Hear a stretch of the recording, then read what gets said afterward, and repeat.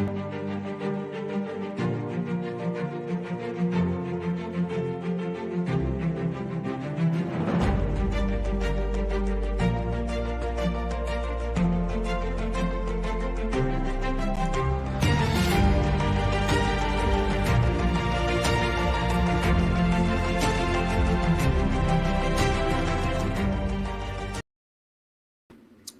up, boys? How's it going? Gentlemen. Happy Friday. I asked Nick Cavazos to come on with us tonight because we are the like the bad seeds of meaning of Catholic. Only somewhat, I guess. Only somewhat. We're like Dark Brandon of meaning. Yeah, Dark Brandon. Like, we love Tim Flanders, we love Jeremiah, we love Jake Fowler, but we're on a little bit on the spicier trad side than they are. I would say they're more they like to stay in the lines a little more. So these you would get your spicier meaning of Catholic takes on Nick's channel or our channel. That's a fair assessment, I'd say. So before we even get started, though, there's a lot of new subscribers that probably found our channel because of the talk I gave at the conference. And at the conference, I said we do a deeper dive into the whole topic of my talk. So if you are somebody new that wants to do that deeper dive, Rob and I did a 2-part series called The Danielic Mystery in the Book of Ephesians. So part 1, we set up the ancient world and we go into all those ancient cults. And then part 2, we go into scripture and we show how the book of Ephesians is really a typological fulfillment of the book of Daniel. So if anybody's new and they did want to do a deeper dive into that topic, go check that series out. And then really the cap to that 2-part series was our interview with Joshua Charles, where we talk about the catacomb, the restrainer, and the mystery of iniquity. So if you have a long car ride and you're looking to put 3-4 hours of content under your belt, that's a good solid 4 hours right there. Nick, why don't you give everybody that doesn't know you a little backdrop, because you were on with us recently. You told us your conversion story. Rob, you weren't on with us that episode, right? You're muted. I was not on for that, no. That was when Hope was having the baby. So, I mean, Nick, you don't have to give us your whole conversion story, but maybe just like a 5-minute synopsis of it, just so people get an idea of who you are. Yeah, short story is that I was brought up in an evangelical world, baptized in the church, but parents left the church very, very early on in my infancy. And so I grew up for 20 years in non-denominationalism. And as I was going through that period of growing up, I was a theology nerd, read a bunch of theology textbooks and the scripture like crazy, as well as watched a lot of YouTube content, learned a lot of theology through YouTube. Was somewhat of a reformed Calvinist, but then around the age of 19 or 20, I became very much so convinced that I was not justified in front of God, right? Not saved, to kind of use Protestant terms. And so I went on a crazy dive that lasted for about 2 or 3 years, where I was just really poring over the scriptures, trying to examine myself. And lo and behold, I actually came to Catholic positions, or just what you could actually call authentic Christian positions, through reading the authentic Christian book, being the Bible. And I came to Catholic positions, had a friend who invited. What was the first one? The first one of the books the that I read? First Catholic position you came to through reading scripture. Oh, that's a good question. I'd say actually salvation. It was the justification question, because I was very much so just rejecting this idea that justification is nothing more than a legal declaration of God for man. So that, essentially it's this idea that once you accept Christ as Lord, using kind of like the American evangelical version, once you accept Christ as Lord, God looks at you and he sees Christ's righteousness covers over you, and then the unrighteousness of you is imputed to Christ. And so it's a purely legal declaration. So Christ is it's like when God says, let there be light, he declares it and it is so. So when God says basically you are righteous, then you are righteous. As a and it's righteous through Christ. I just had a problem with that, because the more I was reading scripture, the more I was recognizing that salvation wasn't just by merely an act of faith, that it had to be shown by the fruits in one's life, by living a righteous life, or to use more technical language, cooperating with God's grace, right? God's grace is what saves you, but you actually have to cooperate with it. And so, I came to Catholic positions, and interestingly came into the church through the traditional world because I had a friend who invited me to go to mass with her. Went to mass, continued to research a bunch more about the church, but I went to about 3 or 4 new masses, and I was so scandalized by what I saw that I basically, by the end of the last one, did not know if I wanted to convert. I remember saying to myself, or praying, Lord, I know that this church believes you're present in the Eucharist, but I don't believe these people believe that. And it was something that was very challenging for me. But I thankfully found a Latin mass really close by, went to that, and more or less the rest is history. I converted through the TLM. That's what actually kept hold of me. And it makes sense because at the end of the day, it was Catholic. Yeah. Actually Catholic. It was actually giving me the faith, and not giving me some type of watered down version. And it wasn't just even a watered down version. It was a watered down version portrayed in a very corny way, Yeah. So, but yeah, that's the Yeah. basics about me. I made the like I think I made the point, like it was like, so I was reading like Scott Hahn and learning all his deep theology and stuff, and reading his book about the Lamb's Supper, about how like the Mass is heaven on earth, and I'm like, until I went to a Latin Mass, that didn't connect, and I never understood how the saints could have a devotion to the Mass, because I would be falling asleep at Mass, and I thought it was really oddly like cultish when people are holding hands and praying in unison like that. It just felt really weird to me. And then when I went to my first traditional Mass, it was like, oh, this is Catholicism. I get it now. Like it was like this weird thing. It's funny because the Novus Ordo world is all about encounter, right? But you don't encounter Catholicism in the Novus Ordo one bit. No, you just walk away confused. Yeah. Did either of you catch Matt Fradd had Mike Gormley on the other day? Did you catch their liturgy conversation? Yeah, I actually have a video that is coming out Monday on this where I review Matt Fradd. He made that video, and then he made a short article that he put out on his website. What is the future of the Novus Ordo? And I'd say I agree with about 90% of it. Essentially, his position is like, it's not whatever it is going to do. Over the next 50 years, we're just going to essentially see it disappear because people are going to continue to leave en masse. And then if we do see any version of it, it's going to be a highly reformed, different version, something that's going to look more like the Ordinariate or maybe like the TLM, but in the vernacular. That would be obviously a great step in the right direction. Ultimately, my criticism, though, is that they still just don't understand, where did this thing come from? It didn't just fall out of thin air and like, oh, I don't know, let's just fix it in 400 years and maybe it'll be all right. Well, I kind of want to get Mike Gormley on because it was such an interesting conversation, but he was talking about the Ordinariate, and he's like, there's this 500-year-old patrimony here that you have to, but it's like, that's Can not you really call anything from Cranmer like a true patrimony? I mean, Well, listen, Cranmer did have some beautiful poetry. Like, he was a very good writer. I understand that. But the point is that, like, first off, that's not an apostolic liturgy. It's not. No, yeah. And you're like, oh, this 500-year patrimony. It's like, well, we have a 2,000-year-old patrimony.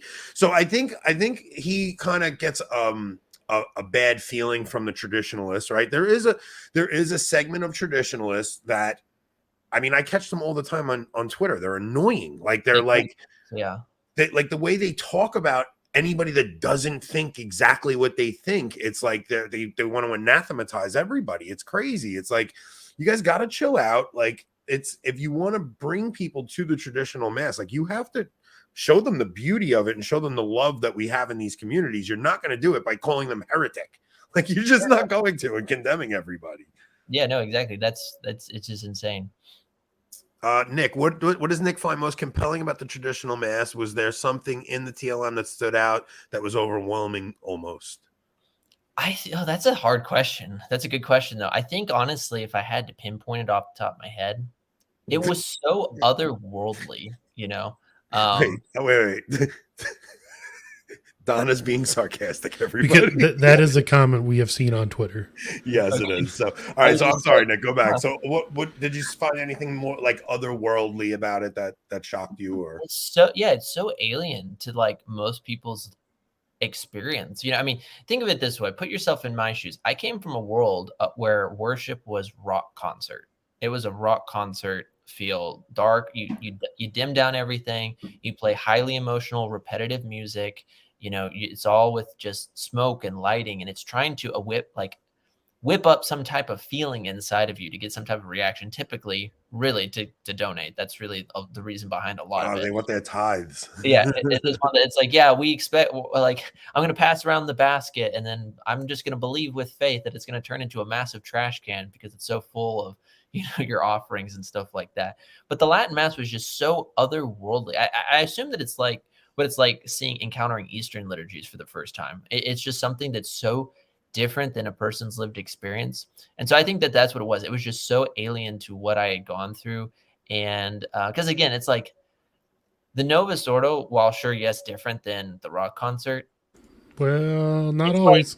Not always. No, I'm saying like it was just so lame in comparison on an aesthetic level. Like it was just so lame. I mean, I remember saying to my friends, like, if I wanted someone to play the guitar, I would just go back because it's just very corny. And again, I'm not trying to like blast the people who go or blast people who play the guitar there.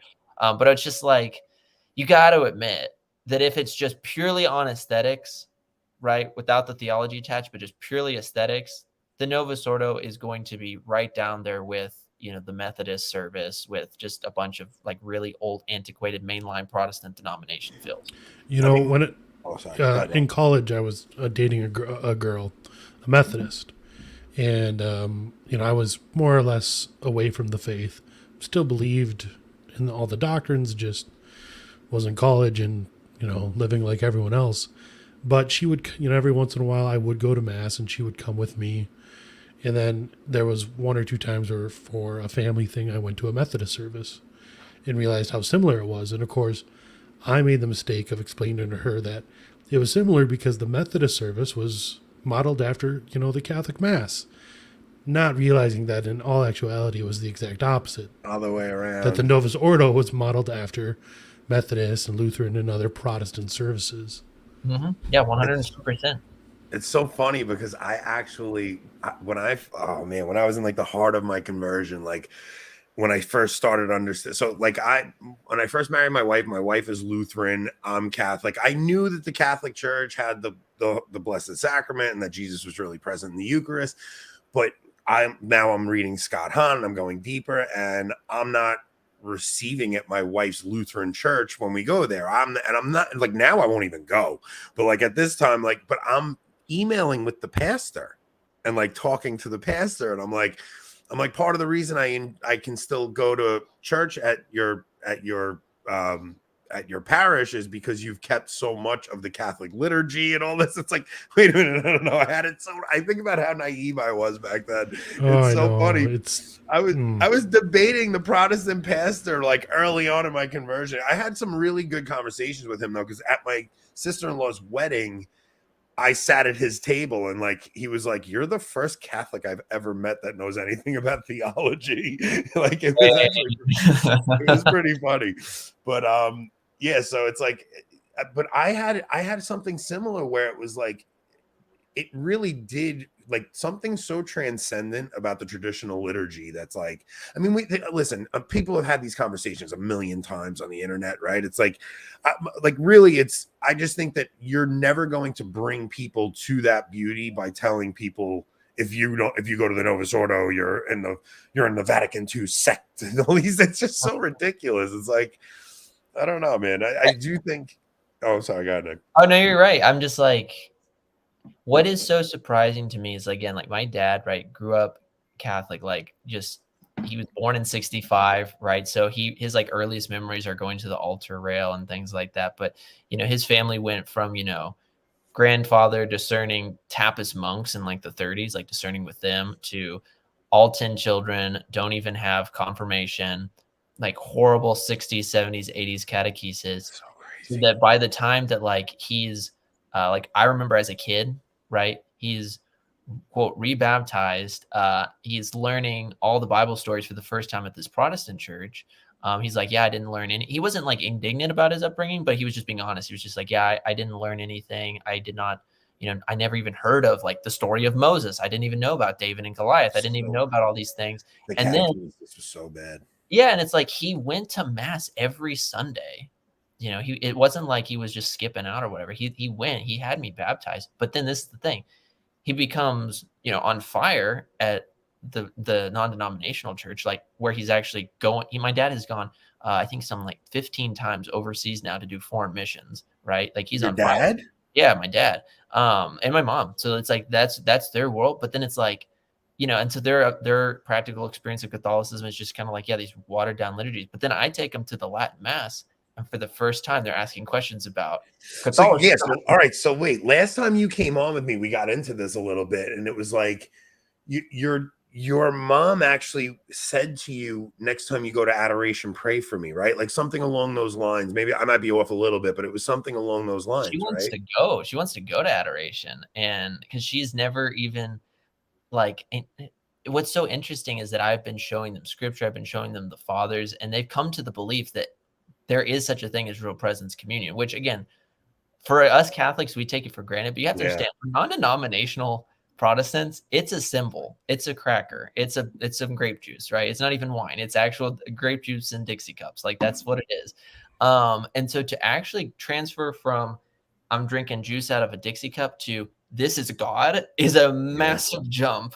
And it's a jump that I can only attribute to the grace of God in the Latin Mass and in just what I've been showing them. And so that's my point is it's like when we hear this phrase lex orandi, lex credendi all the time in the trad world, but have we really stopped to think about it? What does that mean? The law of prayer. So what I'm praying equates to the law of belief. So it's like if my prayer is emotional music at a rock concert, then it's like, yeah, no, true. If my prayer is nothing more than an emotional prayer at the rock concert, right? Then I'm going to make a God in my own image. I'm going to make God tailor to all the desires that I want. I want a car. I want a wife. I want kids. I want whatever, right? And God, give it to me, right? If I Becomes give a enough money, genie. yeah, God becomes a genie. If I go to the Novus Ordo and I keep hearing these things like the listening church, the encountering Christ, the communion of people, and all these types of things, then you're going to assume that Christ is a God who sends no one to hell, who doesn't judge anybody, and etc. But then if you go to the Latin Mass, you get called out, right? Because you're recognizing, wow, these prayers are actually praying to God that my sins would be purged. And it's not focused solely on wrath and judgment, because it's also showing you the reality of Christ in his sacrifice gives himself to you. Yeah. And how, like, and what kind of intimate moment is this where I actually kneel down and receive from somebody else? Like, this is just very deep and it's very sacred. You know, it is like Moses, right? Like you're kneeling there at the burning bush saying, what is going on? I mean, you're having the one that Our Lady bore in her body. And yet we have the audacity for people to be like, yeah, put it in a bread basket, have it, Aunt Susie just pass it out. Who cares? I'm like, it all equates to what you believe at the end. So, like, okay, Rob, were you going to say something? I don't want to cut you off. No. Okay, so I've really been all right. So I actually said this to Kennedy yesterday. So, like, if you really pay attention to who is Pope-splaining, right? So we're going to get into this episode, right? If you really look at the people who are Pope-splaining, these are all people that go to the Novus Ordo, right? Like almost uniformly, the people that go to the Latin Mass are like, this is problematic. This is something wrong here, right?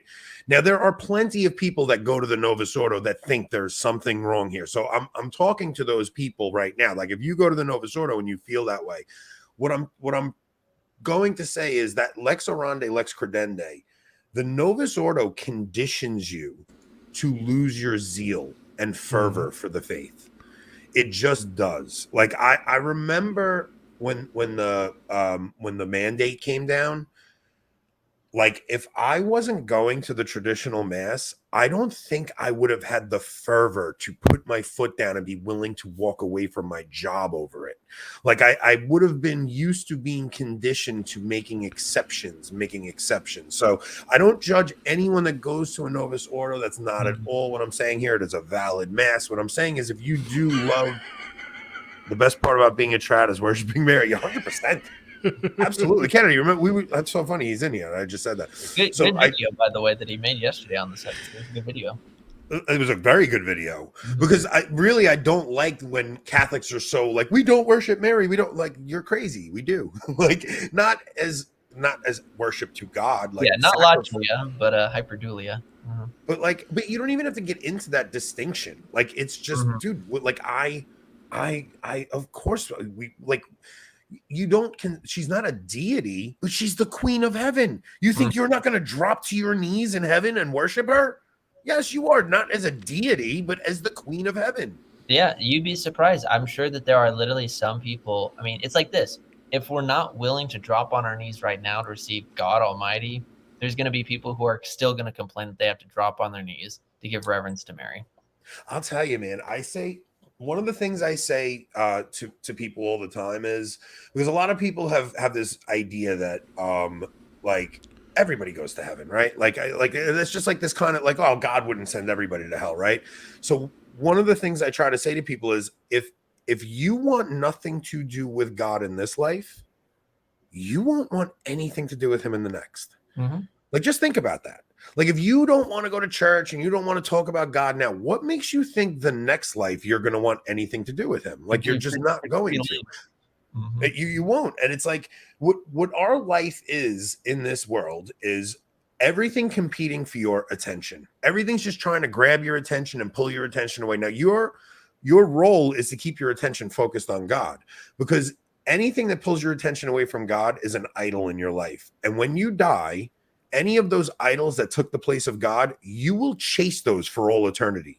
Mhm. Instead of chasing the one true God, you will chase that thing that took his place in this life for all eternity. So, like, I had this conversation with Skojak, because Skojak is constantly harping on the doom and gloom of hell and the teaching of hell. And I don't know what upbringing he had in the Novus Ordo world where they talk about. I never heard about hell once growing up. I never heard about it once. But it's like, really, the idea of like this torment in hell comes from Dante. And it's Mhm. because when you really think about a lack of God, a saint would see that as torment. Like, and I'm not saying hell is going to be easy. I'm saying you just won't have God. You will chase this other thing for all of eternity, and it will be fruitless and empty. And it will be, to a saint, that is the most torturous thing in the world. Where, Mhm. I mean, it's not like I think God is sitting there poking you with a hot coal every 2 seconds if you didn't worship him. Like, I just think that people really have to see hell a little bit differently, you know? Mhm. Yeah, no, I fully agree. I think that what you see is fundamentally this problem, which is that we are only notice this. People who typically pope splain, as you said, right? They're either all in the Novus Ordo, or they separate from the Novus Ordo, change rites, and end up Yes. or ordinary or something. They run away and hide. Mhm. Okay, wait. I got to That's stop you there. Because this, look, I have to call this out. And I'm not saying this in any way to denigrate either of these men. I'm done with the Lofton thing. But what I'm going to just say is this, like, because he's one of the biggest defenders of the Novus Ordo, right? But look at what he did to get away from the Novus Ordo.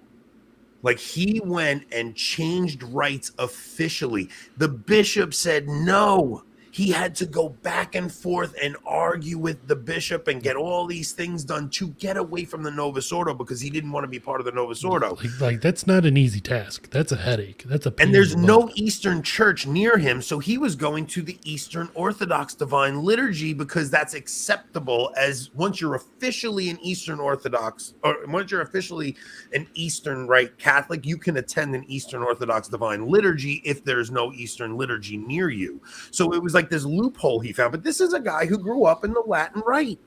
He's not genuinely Eastern, like, he's just not. But he did everything he could to escape the Novus Ordo because of how problematic it is. Matt Fradd did too. Mhm. So Matt Fradd, and I love Matt Fradd. I'm not like, this is in no way a knock to him, but even him, he became Ukrainian Catholic. Dude, you're from Australia. What do you mean Ukrainian Catholic? Like, look what you did to get away from the Novus Ordo. Because in his own words, he even said, I woke up, I was raised up in this banal liturgy that it was just, and Mike Gormley said to him, he goes, yeah, but is that a feature or a bug?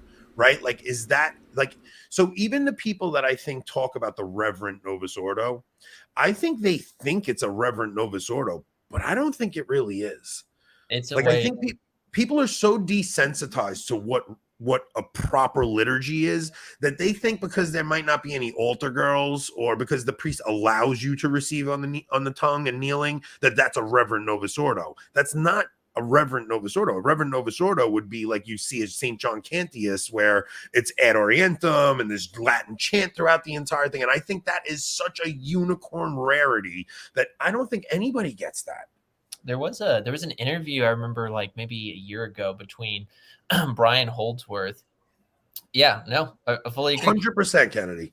I 100%. And first of all, I asked Kennedy if he wanted to come on with us tonight, and this bum said he couldn't come on. I mean, join the conversation. you know, he and I have actually technically never officially met, which is kind of Really? exciting. You should actually, Kennedy, you should get Nick on, man. Have Nick on. Yeah, or vice versa. Yeah. I mean, it's time to come together, Texas and Canada, do something productive, get Canada on the map for something positive once in history. I don't know. Just my opinion. So I'm sorry, I cut you up, Nick. Go ahead. Oh, yeah, but just going back to what I'm saying, like, I remember seeing an interview, I believe it was on Brian Holdsworth's show. A great guy. I'd honestly love to talk to him. But on the subject of a Reverent Novus Ordo, and I think it was with a priest. One of the things that I found interesting about this, okay.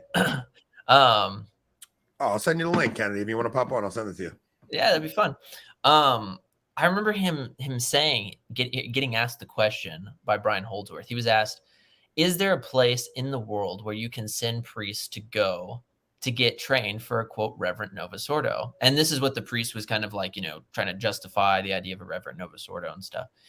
And the priest said, after like a 20-second pause, not that I'm aware of, which was quite telling, because the issue is this, and this is why it's so sad. It's really sad when we're grasping at straws to try to find a Reverent Novus Ordo to be the exception to the rule. But the exception to the rule typically proves the rule. It's going to show that at the end of the day, the problem that we face is a systematic one. And I think everyone, even the defenders, are so scandalized that we end up falling into two groups: the scandalized who are willing to call it out, and the scandalized who are willing to cope.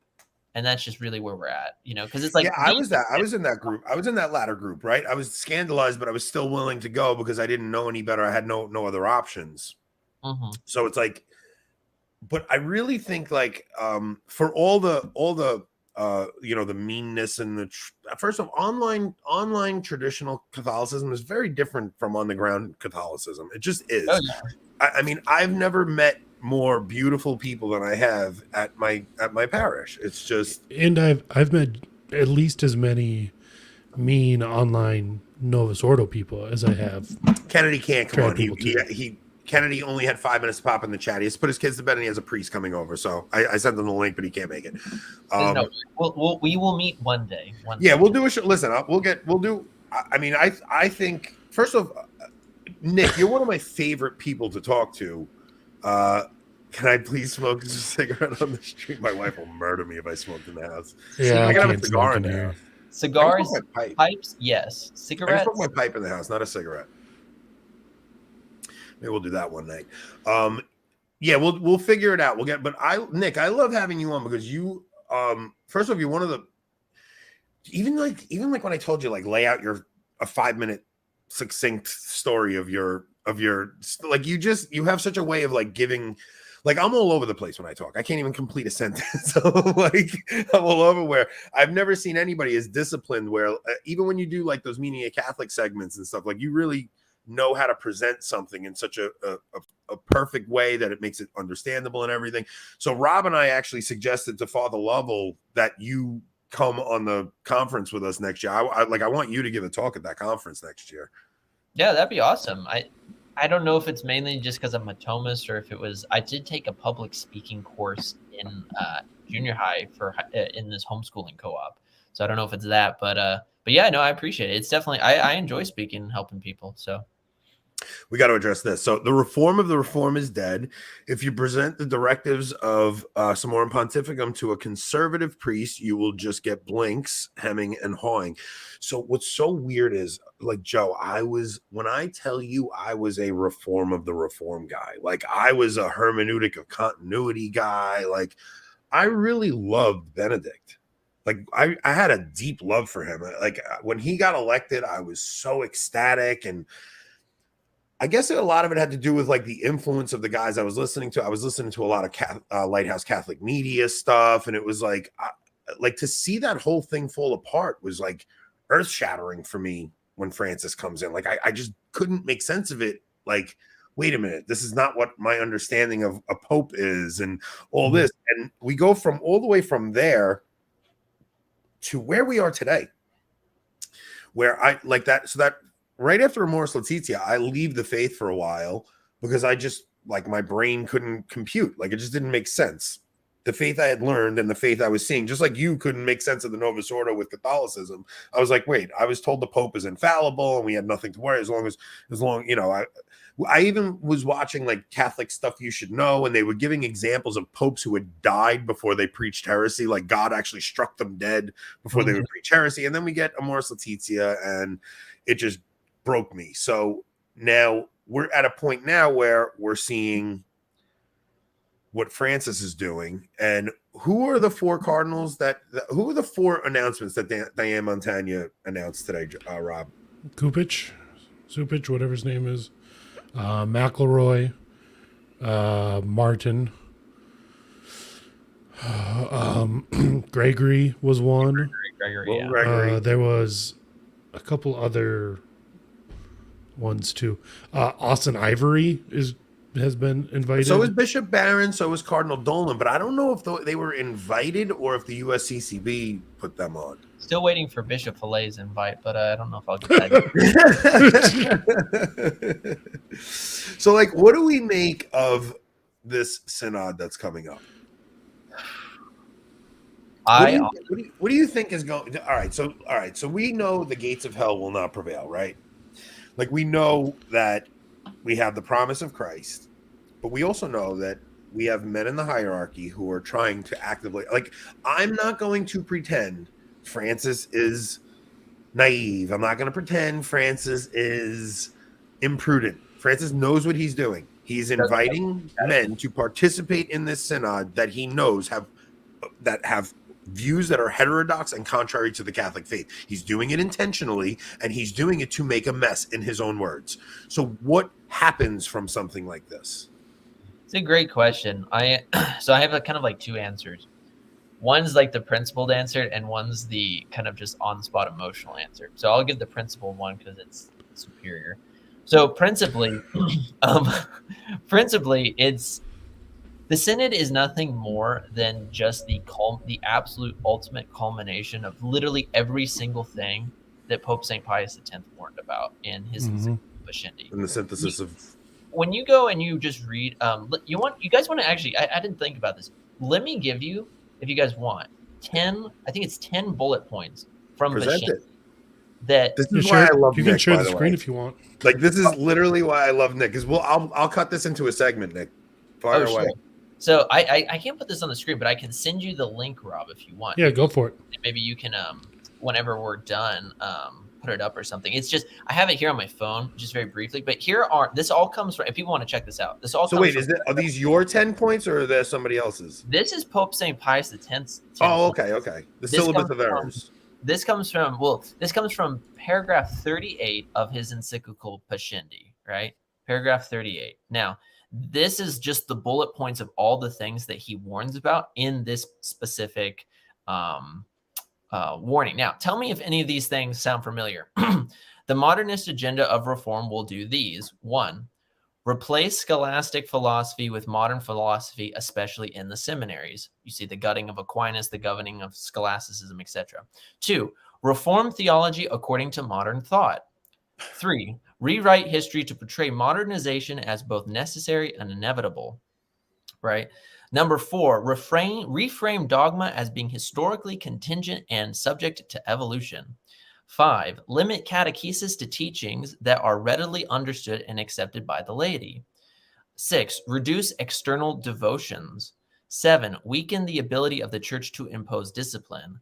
8, give governing authority to clergy and to laity.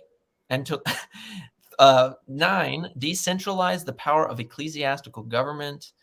Abolish the index of forbidden books, reform the Holy Office, bring to the church into harmony with its current social and political environment. Last 3 things, elevate the active virtues to the exclusion of the spiritual ones. And finally, reduce the clergy and church to poverty and suppress priestly celibacy. This is insane that like literally everything. So, okay. So Joshua Charles, who's coming on Tuesday with us, he put together a book that was released in the 1800s Rob, you're talking the one on Freemasonry. On Freemasonry, right? So he releases this book, and it was I think it was a cardinal or a bishop who went and presented this thesis and just explained everything that was going to happen. You guys got to read this book that Joshua Charles put out. It's what's it called, Rob? I'm so terrible. Is it something about the Antichrist? In the 33rd degree, or am I getting those guys? No, different book. Okay. You looking for it, Rob?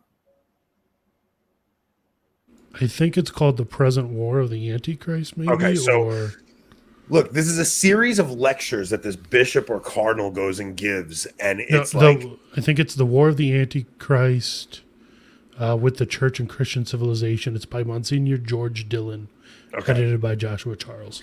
So Joshua Charles gives a brilliant foreword in the beginning. He's a convert. He's coming in. So he comes in. He comes in 2019, right? Like right after Easter 2019. His first Easter is lockdown. And he's like, yo, what is going on here? And he finds this series of lectures by this Monsignor, and he's like, holy cow. Every single thing in these lectures, this is literally infiltration that is infinitely better sourced and written in the 1800s before it happens. So it's like the way he, like, just like you read for those clips from Pacendi and you just saw every single one of those things happen. This is what happens in this book that Joshua Charles just releases. It's really insane how every single thing they said would happen to upend the church. Now you also have every pope from basically Leo the 13th onward warning about we're approaching the end times and we're approaching the time of Antichrist, including John Paul II and including Benedict. Yeah, with the only pope who doesn't talk about it is Francis. No, I know. That's what I'm saying. Like, I don't see how anyone can read paragraph 38 of Pacendi, go down that bullet points, and just say, dang, that's an interesting historical caveat of the 1910s. That's all it is. It's exactly what's going on today. And so what is the Synod? The Synod is the culmination of all of that. And so what begs the question is, if the Synod comes out and says, okay, we're going to, as an example, we're not going to bless same-sex marriages, but we are going to at least bless same-sex unions because, while it's not perfect, at least the people love each other and maybe they love their children. And so, it's somewhat Wait. We're going to pull up what Father Matthew Schneider said. Okay, Rob, I'm going to send you a picture. What's ironic is it'd be about the only rite of blessing actually used in the Novus Ordo Church. Okay, Rob, I'm sending this on WhatsApp. Hang on. Okay. WhatsApp. Sorry, guys. This is what you get on a Friday night when Anthony had a couple. All right, so I just sent it to you, Rob. You guys need a Gen Z producer or something like that. 100%. My millennial the problem is not the producer here. No, it's me. The problem is his partner. Yes, it definitely is. Hey, I'm just saying, you guys get a producer, and then you two can just be, hanging out the whole time. Some guy over in the corner, working his magic. I'm gonna tell. Well, okay. There's a couple of things. Like, if our show ever gets big enough, I might have to talk then, though, Nick. We want to do in person. Like, nothing would be more fun to me than sitting across from Rob and having these conversations and bringing another guest in. That'd be pretty cool. Wait, what I missed? Nothing. All right, so that would be one thing. The other thing is, for everybody listening right now, I wanted to do an hour on YouTube and then a half hour on locals, and Rob talked me out of it because it's a little tricky. So, but this is what we're going sound to be doing. everyone hears is up the bus that just ran me over. Yes. Thanks, So, Ant. no, Rob, you were looking out for the audience. I wanted to charge everybody to watch the last half hour, and you told them no, let's give it to them for free. But going forward, so we get 5 half-hour segments on locals every month until 15 more of you people join. Yes, and so we get 15 more locals subscribers. So we're going to do 5 shows out of the month where we are going to stop at an hour and we're going to jump over to locals because we have to. You guys have to help. Come on, we put a lot into this show, guys. You got to support us. Come on, we want to do this full time eventually. So, so not tonight, but going forward, that is going to happen. All right. So Father Matthew Schneider's hold on, in person would look like Pints with Aquinas, but with the horse head in the middle. it would be, first off, okay, so I do like Matt's show, right? Like Matt has these natural conversations, but I don't know, like there's something more gritty about our show where it's like I feel like Matt is so safe. He's still to Matt. I love Matt Fred. Obviously, I can't believe my first interview on YouTube was with him. That's still something that I'm like, as I'm getting older, I'm like, what the heck did I sign up for? But yeah. I think, without making it sound disparaging, he is a little bit in the normie world. Yeah, and that's fine. I mean, like he a little squishy. We're all kind of on our own path of like how quick we go up the escalator, and so it's like. So look though, but we can't. We also have to be careful because, like, I don't know if I had 300,000 subscribers and we were on locals and I had a huge locals community that supports me. Like, you don't know how you would handle that. So I don't want to, like, I'm not judging that at all. Especially when it is how you provide for your family. 100%. I can see being more careful then.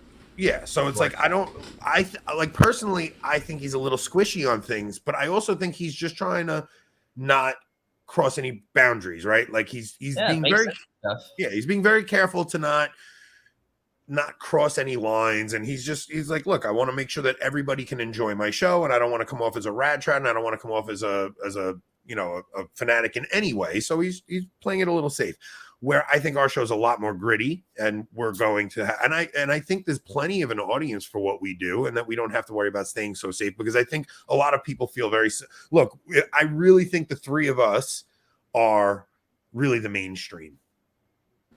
No, yeah, we're saying what everyone's thinking. That's for sure. That's what it feels like to me. I feel like we're actually having the conversations people are thinking, because, dude, it's getting crazy, right? Like, we're watching this. So now, all right, pull up Father Matthew Schneider's tweet again. So he says the church can't bless a sexual relationship outside of marriage. The church can bless a chaste relationship. If people want the church to bless a relationship, can bless a chaste friendship. If people want the church to bless the relationship between two people of the same sex, there needs to be clarity. They mean the latter, not the former. So this is what you were just talking about, Nick, right? Mm-hmm. Like this is what the Synod is playing around with, and now you see the guys starting to go, oh, well, we can't bless same sex, but we can do this. Well, there is a little historical precedence there. Okay, there was a rite called, I forget, I don't know the Greek, but I think there's one Wikipedia entry brother making. There's one Wikipedia entry of something. I know. And of course, that's not how it would be used now. It was 100%. A way to cement alliances back in the day. It never had anything to do with these chaste homosexual. No. What they're trying to do now is very different. They're going to try to play it off like, no, this is for the people who are trying to live chaste, and it's going to just become same-sex blessings, because we don't have a hierarchy who has any concern whatsoever for the truth. This is just you trying to get out of a blessing of our friendship, isn't it? Well, my argument was this. So I actually had an argument with somebody on Twitter today, because they were like, so what? We have nothing to offer these people who live this way, who are trying to live a chaste relationship. I said, what do you? So we have eternal life to offer them. What are you talking about? We have nothing to offer them. He's like, well, all we have to offer them is loneliness and suffering. It's like, no, we have eternal life. Like, well, they get graces from a blessing like that. No, what they get is confusion from a blessing like that. What they get is grace from the Eucharist and confession. Now, if you give this little parenthetical, hypothetical blessing to a couple who's living chastely, that's not with this hierarchy, man.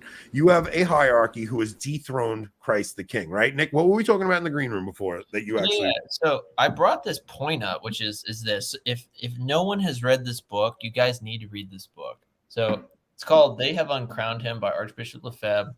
From Liberalism to Apostasy, the Conciliar Tragedy. It's about 250-ish pages or so. Phenomenal book. It mainly focuses in on religious liberty, but what his central point of his work is essentially that beginning with the 60s revolution up until this ultimate culmination, you see nothing more than the dethronement and the secularization of all of Western Christendom and of the entire church.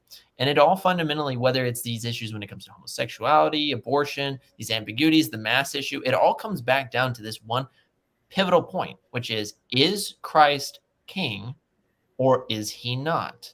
It comes down to that. Like, that's really the one and only question.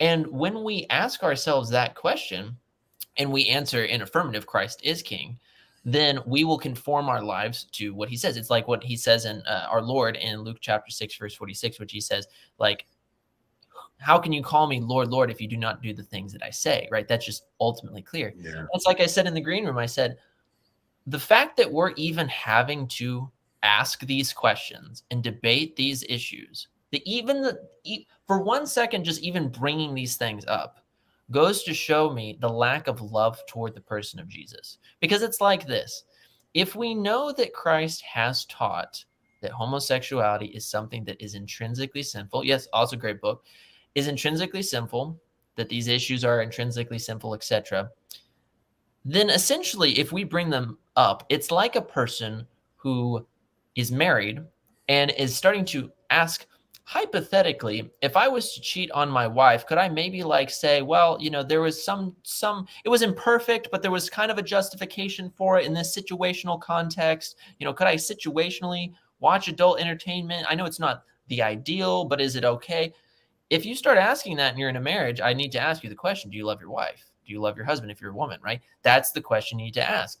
Well, why are we even asking these questions? We're not asking questions. Theology is the study of God and the mysteries of God. We're not asking deeper questions about the Trinity, about the Theotokos, about the Mass. We're asking questions like, should we give spaces to polyamorous couples? It's insane. Like, what? First of all, I have to just say, for anybody that never saw Nick before, how great of an invite was tonight, right? Like, this kid, how old are you? I'm just 25, but I'm just sitting here I want to get married. I want to have kids. I want to have a wife. I want to have my kids go to Mass each day and become saints. And I recognize that the only way that I can possibly do that is by shielding them from the one unique person that can lead the whole world to Christ. Think of it this, guys. The Pope is the one person on planet Earth that can uniquely lead the whole world to Christ. Okay. Is that happening? Of course, you will always have resistance, right? With the great popes, right? We could have Pope St. Pius XII, right? Pope St. Pius XIII, rather, show up and be a complete Chad and just destroy all of the wickedness that's going on inside of the church. But we're not seeing that today. We're not seeing any concept of that going on at all. And what we need to understand fundamentally is this point. They don't care. Stop pretending that they care. If we really cared, why aren't we having debates on okay, is Mary the co-redemptrix? No, we're asking questions about polygamy. We're asking questions like, can we somehow get around the natural law? It's like the kid who's just our theology has devolved so much. Yeah, it's anthropology. It's just how can I ultimately self-serve my own based desires, based in the simple sense, and justify them. And what makes me go unglued is the fact that we have people in the hierarchy and in Catholic media who say, you're insane for believing that. You have faculties? No, it's only the Pope who has reason. You think something's going on? You must be a rad trad. You must be schismatic. Or, common one today, you're just a dissenter. I'm like, So Well, luckily there's a terror of dissenters out there to make sure that thrice charitable, most prudent. Yes. he's got a lot of nuance. Anyway, all right, that's an inside joke. If nobody caught that, I don't know what to tell you. Love So, it. oh man, wait, you just said something that I was gonna I had to throw my stupid joke in, and I totally derailed it. Send $100 to chat. I'll do it. I love you felt like you had to raise your hand. That is a first. No, Ever. dude, I wanted to say something so bad. Wait, oh man, all right, just go back into it because I'm just saying that what I don't understand is it's like, for instance, this, like, here's a good example of what I'm talking about. I'm going in 2 weeks, right, to Clear Creek Monastery to stay a month, to over the course of that month read the whole Summa Theologiae cover to cover, all 3,000 pages, and to do a documentary about it. That's the fruit of the Latin Mass, because I'm like, I want to know God. I want to understand what our faith is taught. I don't want to be given some type of justification for the world. If I wanted this, I'd go become a Methodist. That's what I was gonna say.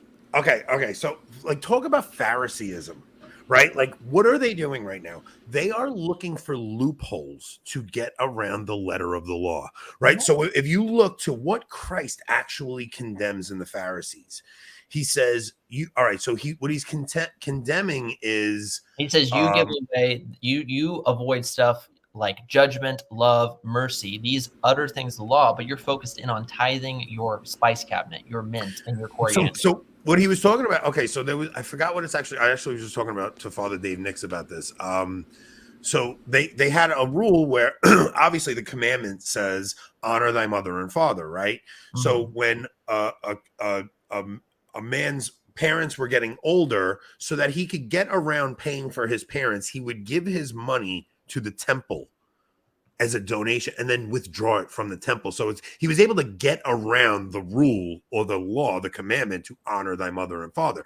So what they're doing right now is they're trying to find a way to subvert the Christian teaching without. That's why I said in the green room, I said, I don't think you'll ever see Francis do something on paper that's heretical. Never. You'll never see that. He's never going to come and sit ex cathedra and say same-sex relationships are the equivalent of marriage. He'll never do that. What he'll do is he'll find some wiggly footnote to throw in the exhortation that comes after this synod, just like he did with the Amoris Laetitia. He's going to find some way to wiggle around it so that in practice, the teaching is subverted, but in the letter of the law, it stays the same. So when you get these pope-splainers, when you get people, I mean, I don't want to, I'm not even calling anybody specific out. You know who they are, right? When they're sitting there and they're going, well, you got to give the benefit of the doubt. No, you should be appalled by the things that are happening. And by you sitting there and pretending these things are just accidental and pretending they're just imprudent, what do you do? If the entire body of Christ came together in unison and said, no, that is the sensus fidelium, not this nonsense going on at the synod, right? Like, think about every one of these synod meetings that they had. I was never invited to anything because I would go there and disrupt the entire thing. Nick wasn't invited because Nick is way too coherent and specific in his intent when he speaks. I mean, Nick, you'd be way better at one of these things than me, but I would scare people. Well, you know, it's like at the end of the day, this is what I'm talking about. Your cards are out based off of what you're talking about. Do people actually think that one day we just woke up and instead of talking about, like, you know, the deep things of divine simplicity, we're just all of a sudden talking about same-sex marriages and things like that? Like, why are we even having this conversation? It goes to show that at the end of the day, fundamentally, again, this, you know where this comes from? I'm glad you brought up Amoris Laetitia. Where all this stuff comes from, I'm going to blow your guys' mind with this. When you look at Vatican II's document, right, on the subject of ecumenism, it brings up the discussion of interfaith marriages, right? Now, I recommend everyone, if you want the full details, go watch the SSPX's video on interfaith marriages, if you want all the details. But short answer is this.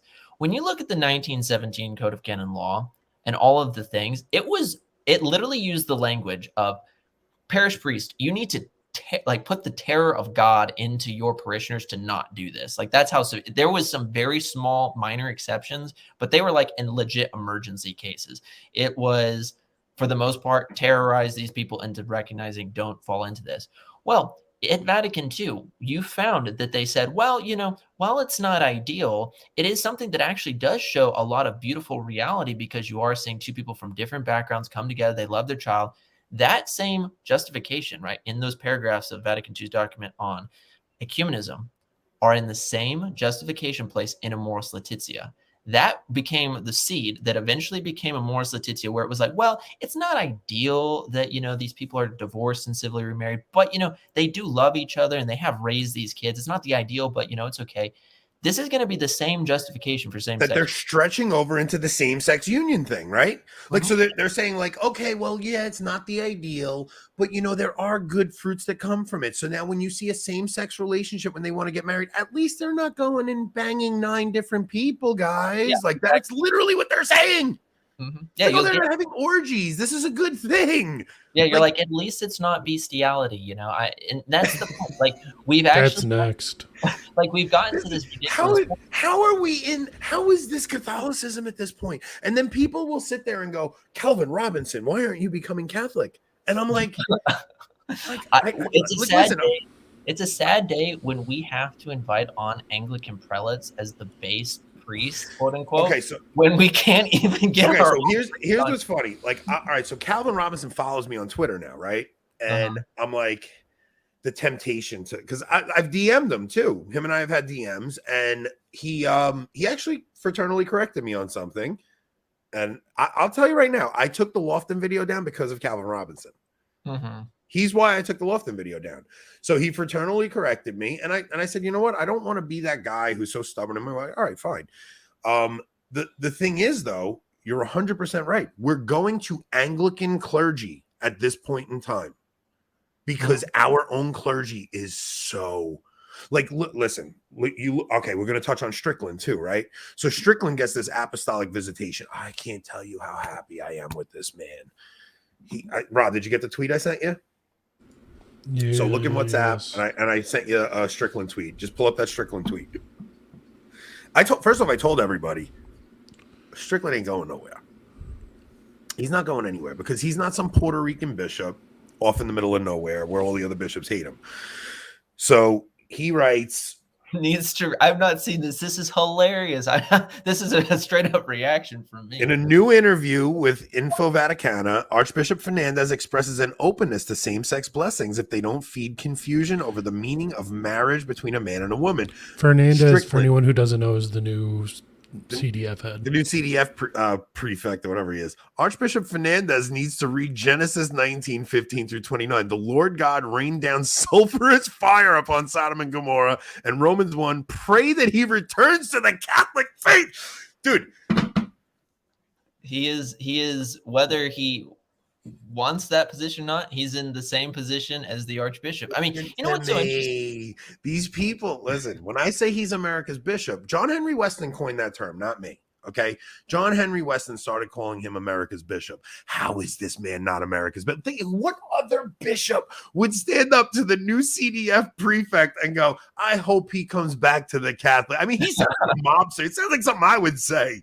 That sounds like something I would say. Yeah, I pray he comes back to the, listen, I don't know what you're doing out there, buddy. That's not Catholicism. And he's right. That's not Catholicism. And what's funny is like, so you get the Sede Twitter, right? And Sede's are like, his ordination is invalid. It's like, dude, shut up. You don't even know what you're talking about. Like, Bishop Strickland has become a catacomb. He's become a restrainer of evil. He has become somebody who's put limitations on what Francis is able to do. Because as long as we have men like Strickland, and even us, guys, I know everybody gets on us because of how annoying we are online. Videos like this, where we're talking to the laity and people are saying, no, I won't put up with this. Like, this is a line I won't cross. You guys don't realize how important this is, because even I saw Mike Lewis today saying that the online tratosphere has put a damper and actually, you know what? I actually have the tweet because Joshua Charles just texted me something about it. I wrote a tweet saying, okay, so Mike Lewis said, Winters is onto something here. I think critics may have tanked the odds that the Synod will have a significant positive short-term impact on the U.S. church. Great job, guys. But these are the same gripes they've been repeating for 3 years. So I wrote, actually, the significant positive short-term impact is that people are waking up and realizing that Christ's church is being hijacked. I've seen more conversions under Francis more conversions from Francis shock than I ever did under Benedict. Francis is awakening the remnant. So you'd never see guys like Strickland doing what they're doing unless you had a Francis, because what happens is when you start getting heresy and I'm not saying Francis is heresy, I'm just saying, like, when you start getting this heterodoxy, you also get men who say they put their foot down and they stand their ground. Yeah, and notice how what's so interesting is that we're getting to live through this live, but this is nothing new. This is exactly what Archbishop Lefebvre was saying from the get-go in the 1970s. Because, I mean, picture this, right? You grow up in the age of Pius X, Pius XI, Pius XII. You're used to just all these like really amazing popes. And then everything goes unglued to where all of a sudden, seminarians are communist. There's wickedness here, there, and everywhere. Religious orders are closing. A new rite of mass that's been made in union with Protestants is being enforced down. And so many trads now, we're kind of like catching up and kind of going through all those things in like the abstract hypothetical world. But the man's living through it. We're essentially knowing to a degree what it feels like to be Archbishop Lefebvre. But we need to actually ask ourselves the question. This is something I want to encourage the viewers with. So what do you do when this stuff comes out? Because we have to understand, on the first hand, going back to what you said, Anthony, on the church will not be overcome, Christ's promise. We first have to understand that the CDF, right? I still call it the Holy Office. I'm old school. The Inquisition. Yeah. It used to be the Inquisition. We have to recognize that first and foremost, though it is an arm of the church, it is not instituted by Christ, right? Because it came about in the 16th century. So it's not infallible. Yeah, we have to understand that. But the second thing we have to understand, and this is the practical reality, is what are you going to do when this synod is over and most of these things are passed? What are you going to do? I really think that the time is that this synod is going to show who are the wolves and who are the sheep. And I think that this is what everyone needs to do. My advice is for everyone, and I'm not trying to say this to be partisan, I'll explain. I think everyone seriously needs to consider moving to, if you're able to, near an SSPX chapel. And the reason I say that is because, let's be honest, what I hope and pray is that if they try to push a lot of this stuff, we're going to see the religious orders rise up, like the Dominicans, the Benedictines, just rise up and say, we can't do this. This is enough. We might have that happen, but we also very well may not have that happen at the same time. And we might see this stuff implemented here, there, and everywhere with all of these theological gobbledygook interpretations and justifications. But we do know one order in the church that is just not going to go along with this. And that's the place you want to raise your kids. That's the place that you want to. Okay, so all right. So there's a couple of things we have to touch on here, because we know the office of the papacy will endure to the end, right? But that doesn't mean you won't get anti-popes in the meantime. It doesn't mean anything like that. Yeah. But the office of the papacy will endure. The sovereignty of the kingdom will not pass to another people. Okay, so if you look in Daniel, like, it talks about the kingdom will have no end, and like our sovereignty will not pass to another people. But this based. Everyone from chat starts planning a move to Kansas. Well, actually, you know what, guys? We're going to go over to locals now. We'll finish the real part. That's going to happen next time. I'm just telling you guys. So go subscribe to our locals. You got 106 people in here. You guys are not that cheap. We're the best show on Catholic YouTube. Stop playing around with us. What is this? No. Nick, you're going to be part of our crew. When we finally get this thing moving, we're going to do in studio the three. You're going to join the team. I think, so the sovereignty will not pass to another people. The papacy will endure. I really think you are going to see a separation of the wheat from the chaff coming up soon. Like, you're going to see that. Okay. So if you really, I really see this typologically. Everybody probably in this audience saw my talk, right? I really see this as a typological fulfillment of what happened in the first century. Now, if you really understand what happened, Don's proud of me.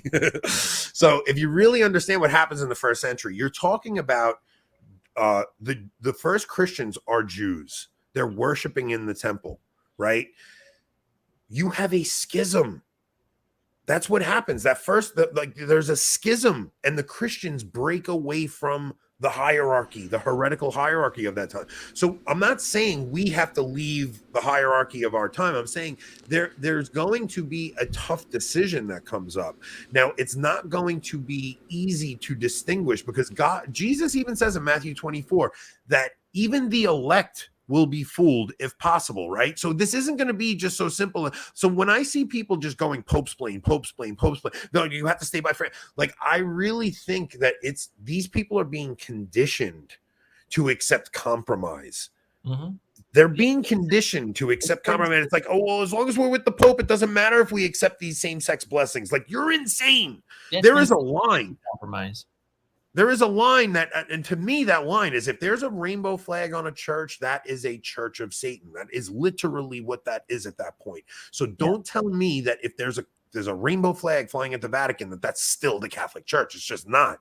So I don't know how it's going to play out. And I'm look, I think anybody, like even the Sedes, I think they're too dogmatic. I think even the Mike Lewises, they're too dogmatic. I think all of us need to have humility. All of us need to say, okay, I don't know. Like, I'm not 100% convinced how this, you have to have humility, because anybody who's so certain they know what's going on, you're going to be flipped on your head when you realize, because you don't know prophecy.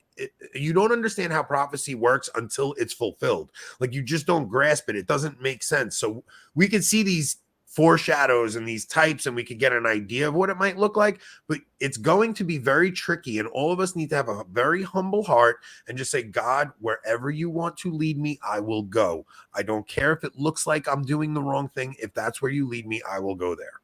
Yeah, no, I fully agree. I think that's why, I think you actually mentioned it, Rob, on one of the shows a while back, but I think Anthony asked the question, like, what is essentially the line in the sand that has to be crossed where, you start taking drastic actions? And I've asked myself that question because it's like this.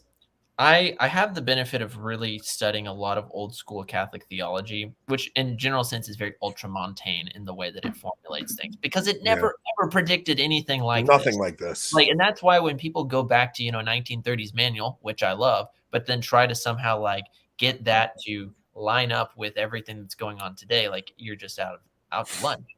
But what we need to, I think, ask the question is, what are we going to do about this when it happens? Are we humble enough to ask some very uncomfortable questions? And I think that Catholic YouTube has gotten very comfortable in the place where we can, on the one hand, say Christ's promise, but then on the other hand, say, look at how bad things are going, And I think we need to finally get to a place where we actually ask even tougher questions in a public setting, like, how can a pope, and I'm not saying this to justify sedevacantism, because I think the theory leads to so many problems, so many problems. It's not a solution for anyone who's out there. Sedevacantism is not a solution. And here's just a brief answer why. Look, it's a simple. You cut him off. Oh, he's good. It's his show. So it doesn't matter. We're just talking. I always do this, but it's a simple answer to a complex problem that doesn't work. There's too many things, like you said. There's too many things that come up. It's like, okay, well, what about you need a literal intervention where God comes down from heaven and says, okay, here's your next pope to fix it. And come on. Yeah, that's it falls apart, because what happens is if you assert, aside from the fact that it questions some legit dogmatic stuff, like that the papacy shall endure to the end of time. Aside from the fact that it does that, what you find is that if you assert that the Pope is a heretic and outside of the church, and at the same, where you end up having to get to is you have to get to the place where it's not just the Pope's defected, but the see of Rome is defected, the entire see, because there's no bishops that are still around from the days of Pius XII, which, if there's no bishops, there's no pope, there's no ordinary or extraordinary, there's no ordinary jurisdiction, there's no sacraments. I mean, it's essentially all reduced down to one thing. But this goes to show you, on the flip side, how dangerous what we're talking about is, because it's like, okay, if you have a guy now in the driver's seat who is leading the whole church, but in a direction which is going to, go off the cliff, then you have to ask the question, okay, what are we going to do about it? And I don't know the answer in a lot of ways, aside from what I've recommended, which is, I think that what people need to do is they need to legitimately consider moving near chapel, or ideally a priory, just because we are kind of getting to this point where a lot of priests who maybe don't agree with what's going on, again, this is speculation, but I'm afraid are just going to go along with it because it's like, it's my job. I have to, Yeah, so dude, the obedience thing is crazy. You see, look, you see it in the bishops and you see it in the laity, right? It's like this thing. It's like we've been trained so hard from the Protestant Reformation to go, oh, wait, you can't do what Martin Luther did. He went and started his own church. We're not talking about starting our own church. And when I hear people compare Luther to Lefebvre, it really gets like Fowler does that all the time, and I'm like, Jake, this is not an apt comparison. It's just not. Luther was changing doctrine and all these things. Like Lefebvre saw something going on that was like not normal, right? So look, okay, wait, Nick, did you ever look into the Benny Plenist theory? Did you ever do any real research into it? I did do some serious research into it because I had a person that I know who was very much so a proponent of that.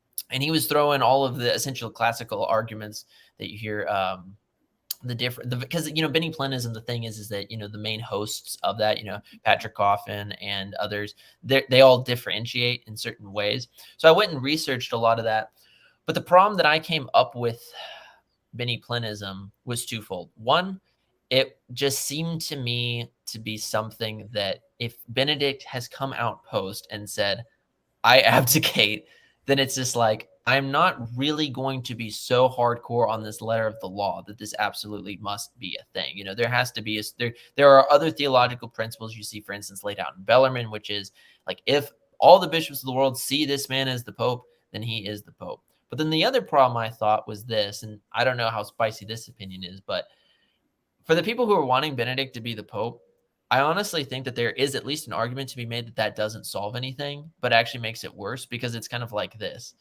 If Benedict is the Pope, then the Pope has no power. There's a usurper just running about these things.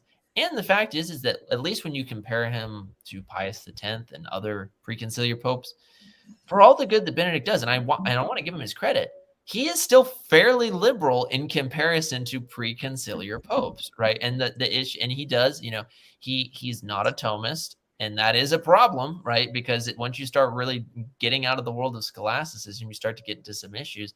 And so I think that I think it doesn't work. But now, of course, it's a dead theory, because it's like, what's the difference? Yeah, and to me, my biggest issue was, okay, so if Benedict was the Pope, like, what kind of a father allows his family to be abused and raped, and like what kind, like who does that, allows that, and sits back and watches it and doesn't say anything, But it's like I regardless of Francis's validity, he has full juridical authority over the church. Mm-hmm. Like, he has the ability. Well, what's funny about it is, so like even the Coffin thing, like Coffin was saying like, oh no, none of the cardinals that Bergoglio brought up are going to be legit. But what was weird is every time he had a consistory, he brought those cardinals to Benedict, and Benedict blessed them all. It's almost like he needed Benedict's approval for every one of those cardinals. It was a weird thing that happened there. I'm not a Benny Plenist, but I thought that was interesting. And then also there is, like, I see it almost like Paul VI laying down his papal tiara. I also kind of see Benedict laying down his office as like a way of the catacomb, like Peter laying down his sword in the garden. And, after he cuts off Malchus's ear, he lays down his sword, and Jesus says, whatever, let Peter, let what's going to happen, happen. And it's almost like Benedict said, okay, you know what? This is all happening around me. It's under the surface. Just whatever's going to happen, let me just let it happen. Yeah, and it's like, do you guys remember a significant part of the Passion? Yeah. Do you guys remember that video? I remember watching this as a non-Catholic, actually, back in the day. When that video of, I think Pope Benedict was visiting Germany, and all those bishops are just dissing him, not shaking their hand. Same bishops that are around today with their schismatic way. And what is so interesting to me is that we've gone, all this was under the surface. This is the thing. What I think ultimately is that when Benedict resigned, this blew the bottle cap open, and it's only been blowing up more and more, of allowing people to come out of the woodwork, right, that were kind of cruising, if you will, under the surface in the JP2 era and the Benedict XVI era, to now just fully come out and just be like, oh, there's a bunch of heresy, right? We're gonna spew our heresy. I mean, just think about this for a second, you guys. We've gone from Pius XII right? 50 plus years ago, who has theologians around him like Father Reginald Gary Garrigou Lagrange. Lagrange. We have Lagrange. We have these great Thomists. And now we're actually asking James Martin to show up to the Vatican and get on the train and do all of these things, right? Yeah, he did get a 10. I was actually kind of noticing that to my earlier. But I mean, how do we go from the days of Pius XII and Garrigou Lagrange to a synod of synodality where we have a man who even the conservative Catholic world calls out, right, to their credit? But I mean, are they going to call out this? I mean, are they just going to say, well, it's just imprudent. Maybe, we don't understand. They'll blame us. They'll say, well, you have a hermeneutic of suspicion. My friends, the sin of suspicion is judging someone based off of slight things. Is this slight what we're talking about? Yeah, look, Steve Cunningham is in the chat, and Steve doesn't like when anybody discusses these things either, right? But it's like, dude, like, I can tell you what brought me back to the church. What brought me back to the church was a conversation between Taylor Marshall, Tim Gordon, and Patrick Coffin. And the show was called Red Pilled on Francis, because I leave the church during the Mors Laetitia because I lose my mind. I'm like, this doesn't make sense. I don't know. But hearing other Catholics voice their concern and saying, hey, this is problematic. Like if nobody would have done that, I think I would have lost my mind. I would have thought I was going crazy. I would have been like, this is not Catholicism anymore. So I don't think, look, and I also think that there have been anti-popes in the past, and I think that there was a time when, wasn't it, it was St. Catherine of Siena, and was it Saint Ferrer, and it was the era of the Avignon papacy. Right, and there's two different claimants to the Pope, and one of them picked the wrong one. So I saw Trent Horn posted today, and he goes, are you really Catholic? Do you think Francis is the Pope? I have no opinion on the validity of Francis's papacy. None. I don't have an opinion because it doesn't matter to me. He has the full juridical authority over the church. I don't know what I would have to do to submit to him. I mean, I'm not in. I think it's a weird thing that they say to you where it's like, well, do you submit to Francis's magisterium? It's like, well, what is he asking me to do? They have more of a concern that we follow man-made canonical positive law proceedings than the fact that the hierarchy is talking about getting rid of the natural law of Almighty God, which the natural law is nothing more than the participation of man in the eternal law of God. This is why I'm saying, like, I don't understand this. We have to understand that what is a law? A law is supposed to direct us to a certain end, right? A law is a principle that is according to reason for the common good, promulgated by he who has just and lawful authority. Well, okay, if a law is supposed to direct us to a common good, to an ultimate end, ultimately to have a union with Christ, then can we really say that we should be debating on, what level of submission should we have to this particular statement of this magisterial document that's come out by this random Roman congregation? Or should we ask the question, should the church submit to the law of God? Yeah. To the law of her master, that as scripture says. What's it like as a Protestant coming in? Like, I really, so like, I'm a cradle Catholic, right? So like, this is in my DNA. Like when I tell you, like you were talking about guitar masses earlier, my dad played the guitar for the music ministry.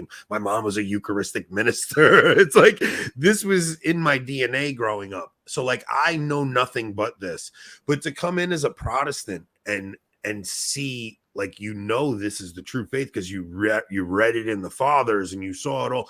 Like, do you see this as apocalyptic? Do you see this as just another crazy papacy that will get through and everything will readjust? Do you see this as the passion of the church that it needs to, like, I see this as the passion of the church. The only way this gets fixed is if this church dies so a resurrection can occur. That's a great question. So the one benefit that Protestantism gave me was a love for the Bible. And this is, I don't believe in sola scriptura, but to its credit, at least someone who's only raised with the Bible and actually reads it, right, gets to understand the book. At which most Catholics, right, there is the true stereotype that, if I was to ask, hey, pull up Genesis 1, you'd probably have most Catholics flipping through their Bible vigorously trying to find Genesis. I try to break that stereotype because I love scripture. Dude, honestly, you in my mind you have, because you've been quoting scripture tonight and it's great. But when I look at the clean the clean and pure words of God, and I compare them to what's going on now, all I can say is there's a tendency in me to be fully transparent and open with the audience. There's a tendency in me where I ask myself the question we've all been asking but aren't wanting to ask, which is just, one, is this the Pope? And then two, is this the church, right? We have to ask that question. And as I've wrestled with this question, oftentimes we get into the arguments of East versus West. And what I find that's interesting about this is that on the one hand, the West and the East, they both have very interesting arguments. They both, in my opinion, have a strength and a weakness. On the one hand, the strength of the East is that it's like, yeah, if a bishop's a heretic, you just call him a heretic and then you just break off. Like, okay. But the problem, though, the weakness is that it sometimes gets down to what does your parish priest say about contraception or something, where it starts to really break down. You're like, okay, this is ridiculous. On the flip side, did you really look into the East before you became Catholic? I did, yeah. I looked a lot into the East. I honestly credit a lot of my understanding of the East going back to not just what I read from Eastern Orthodox writers, but also Eric Ibarra, right? To his credit, I honestly think a brilliant thinker in the way that he's handled, because he recognizes that it's not just so black and white in the fathers, that there is some gray that needs to be hashed out and really dive down into. That's why his books are, like 1,500 pages or something. Yeah. But then on the West's great strength is the fact that we have the papacy, that we have these offices that can say, this is what we believe, this is what we don't believe. But the problem is, on the flip side, what happens when the head becomes questionable, right? There's some legit issues. And so this is where I think this hasn't been a question until now. I mean, in fairness, all of the discussions in the past amongst theologians, whether they be Cajetan, Bellarmine, John of St. Thomas, Boulart, whatever, they've all been basically on the question of a heretical pope. They've always been abstract. They've always been like, hypothetically, what would happen if this was to happen? Because, as a theologian living in a monastery, you have a wife and kids, you're asking questions all day long. You're trying to figure out the answers to these things. And that's the thing. These positions are still technically in the abstract theory world. They're in what we call probable opinions. You can hold to either, Bellarmine or another position and be completely fine and Catholic. But how I look at this as a person who loves the scriptures is I see that this is nothing more than the Laodicean church, right? The people who've lost their first love. Christ is so clear in John 14. If you love me, keep my commandments. No. He that does not love me does not keep my Father's commandments. It's so clear. So we're going to have Jay Dyer on next week or the week after, right? So I like Jay. First off, I like his personality. I think he's a very interesting guy. I think I like a brawler, right? So I don't get offended. If me and Jay get into it, I'm not going to be offended by something he says. To me, when I see East versus West, I think and I've heard the East brush this argument off, but it's when I see that the Western church is who evangelizes the world. The Western church is able to call a council and they're able to hammer out some of these problems, right? I really see that and especially when I listen to Jonathan Peugeot, he's always talking about hierarchies and things like that. And it's dude, you talk about the kingdom and the hierarchy. How do you not level it up to the prime minister? The Pope is the prime minister of the hierarchy. And but I do think the East has some beautiful spirituality. I do think they're the only church, the only other Christian church that understands holiness. Yeah, when you see their priests who are, I've been seeing these images over the last couple of weeks, they're marching arm in arm against these pride festivals in Eastern countries. They're doing all these types of things. And meanwhile, you see a lot of Novus Ordo priests donning the rainbow, the rainbow colors and going along with that. That's why I'm what I think we're going into, and I'm not a theologian. I tell people, go read the books yourself. But where I think we are is we're in a very dark place that no one has the answers to. And we're looking for some father figure with a torch to say, come here, because it's just in the middle of nowhere. Nick, should the laity spend time worrying about the Pope? If it wasn't for mass media, social media, we wouldn't know half what the Pope says. We should be worried about evangelization. Okay, so Nick, I'll let you answer that, and then I have something to answer. I have my own. Yeah, it's a good question. I would say yes in one sense, no in another. So no in the sense that I don't think it should like black pill you and destroy your faith and then just have you, become an atheist or something. But yes in the sense that it should worry you because again, it's like this. If the president does something bad, even if it's just the president, and even if you don't know about it, it is something that is still going to affect you in some form or fashion, right? And it affects you physically. But when it comes to the Pope, this will affect all of us spiritually because the mystical body of Christ doctrine, whatever we do, right? Even if anyone, it's like this: if any one It's of a us, cancer in the church. yeah, if any one of us sins, it will affect us in some way, whether it's like lack of grace coming from heaven, lack of merits coming from somebody.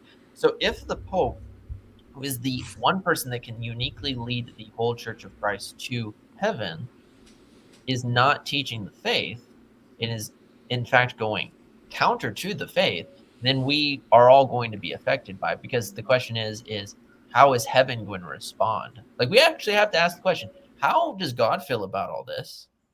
And how is he going to respond? So, okay, so let's look to the past to understand that, right? How did God respond when the Israelites worshipped idols? Mm-hmm. I mean, to play it off like Pachamama wasn't idol worship. It's just, I'm just not playing that game. It was playing around with that, right? So what you just said about having a father figure, like we're desperate for a father figure right now. So, okay, so Paul, I would say you shouldn't be harping on what's going on in Rome. Your spiritual life, especially if you're somebody who like, okay, so if it causes despair, get off the internet, get off of all these sites, forget it, just worry about your faith and becoming a saint. For guys like us, it's like I do want to know what's going on in Rome. I do want to know what our Father is up to, right? But I find out it doesn't black pill me. I'm not. What it does is it's been giving me a little bit of vigor to make sure that I catechize my children better because I know they're not going to get it at church a lot of the times. So and also, okay, so you also asked, we should be worried about evangelization. Now, how do you evangelize when the Pope is countering your message, right? Because like the classic understanding, so Eric Sammons wrote the book The Old Evangelization because something changed in the way we evangelize after the council. It's like the old evangelization, believe it or not, the liturgy had a very big part of it, right? When we would go to a new place, our ceremonies, our ritual would convert hearts because it was so striking, and it was like it led to curiosity. It's like what are Our they processions doing? Yeah, like the mystery of making the catechumens leave the liturgy before the Mass of the Faithful. Like these things actually had an effect on people, and when they stopped doing those things, and when we start talking about ecumenism instead of evangelism, because the new evangelization in essence is ecumenism, and ecumenism in its right form should be speaking to other cultures to bring them into the Catholic faith. And what it has become is dialoguing with these other faiths and trying to what is the word for that? It's where you're not enculturating, you're actually incorporating it into like you're bringing into your faith something that's foreign. Yeah, I forgot the word for it. There's something to it, but it's like you're actually perverting the Catholic faith at that point. So it's hard to say like, oh, we should just be worried about evangelism. Of course, be worried about I don't ever waste a conversation anymore.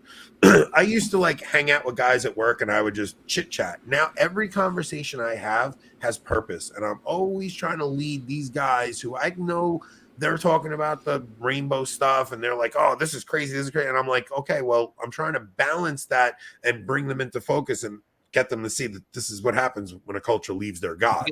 It's good to know that there's base people above the Mason-Dixon line. That's for sure. I sent to you, Rob, a link in our private chat. It's a book that every person should go and buy. It's from Angelus Press, but it's not put out by that. It's called Iuta Unum. It's like 700 pages. It's honestly a bit pretty. It's somewhat of a hefty read, but it's a work that everyone should consider doing. And the reason this is this. It's a work that was written by a gentleman who was an assistant to one of the council fathers, right, at Vatican II. And all he does is he compares what do the popes and the Roman congregations say pre-council, and what do the Roman congregations and the Pope say post-council? He does nothing but cite papal stuff. That's all he does.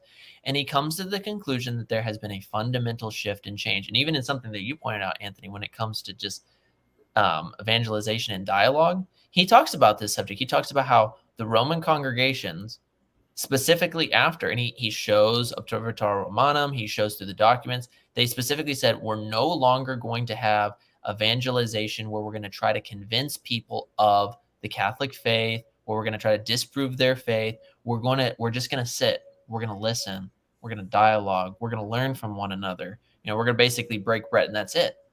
That's just exactly how it's been. And Francis is nothing new. This is just the ultimate culmination of what's been going on for the past 60 years. I want to answer that real quick, Rob. So I do want to say this. Okay, so a couple of things. First off, Paul, real quick. If you guys, we actually played not around using with this. Discord. So we played around with this. Like, I think maybe we will do that. Maybe we'll release a phone number on locals that are local supporters. We'll let you guys call in, because I really think people want to add to this conversation. And I understand comments are cool and stuff, but I would love to hear just like a person who thinks they have something to add to the conversation, be able to call in. So Rob, we'll talk about that in the green room afterward. VS asked, okay, so so guys, I have a very big advantage over most people. He's willing to watch movies while he drives. He's not wrong. I'm in my vehicle for 14 hours a day, right? So I actually get to do like very deep Bible studies and stuff. So a lot of it is from the St. Paul Center. I mean, I don't care what trads say about Scott Hahn. I have a deep love for them, and he's been a spiritual father to me. He taught me more about scripture than anybody could ever have. And a lot of the and so like really just listening to a lot of different Scott Hahn talks. He has series where he goes through the entire Gospel of Matthew, the entire Gospel of John, and learning those things and seeing typology has literally lit my heart on fire. I mean, if you guys go back and watch our Danielic Mystery series, the parts 1 and part 2, the part 2, I shared just one of those with you guys. But going through the Gospel of John is one of the most incredible things I've ever done, where you actually go through line by line, seeing how when John talks about in the beginning was the Word, he's actually bringing you back to Genesis.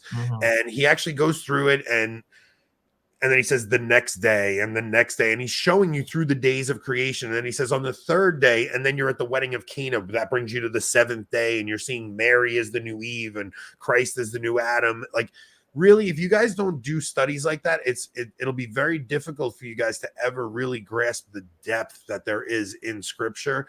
And that is the basis of our Catholic faith, is Scripture. So it's like, don't let Protestants take Scripture from us. Like, that is our book. And you will see nothing but Catholic theology in there once you understand how to read it properly. He's the GOAT. He's the GOAT. And one I think, like, if we ever get the opportunity to talk to him, I'm gonna give you guys the best show you ever had. I had him on mine a while back. He's a phenomenal person. He's one of those people that you talk to and you're like, I'm talking to his name. So you're a convert. So he has a soft heart to convert. So if he hears you're a convert, he'll give your number. He'll give his number to you. But I'm a cradle Catholic, so I get shunned.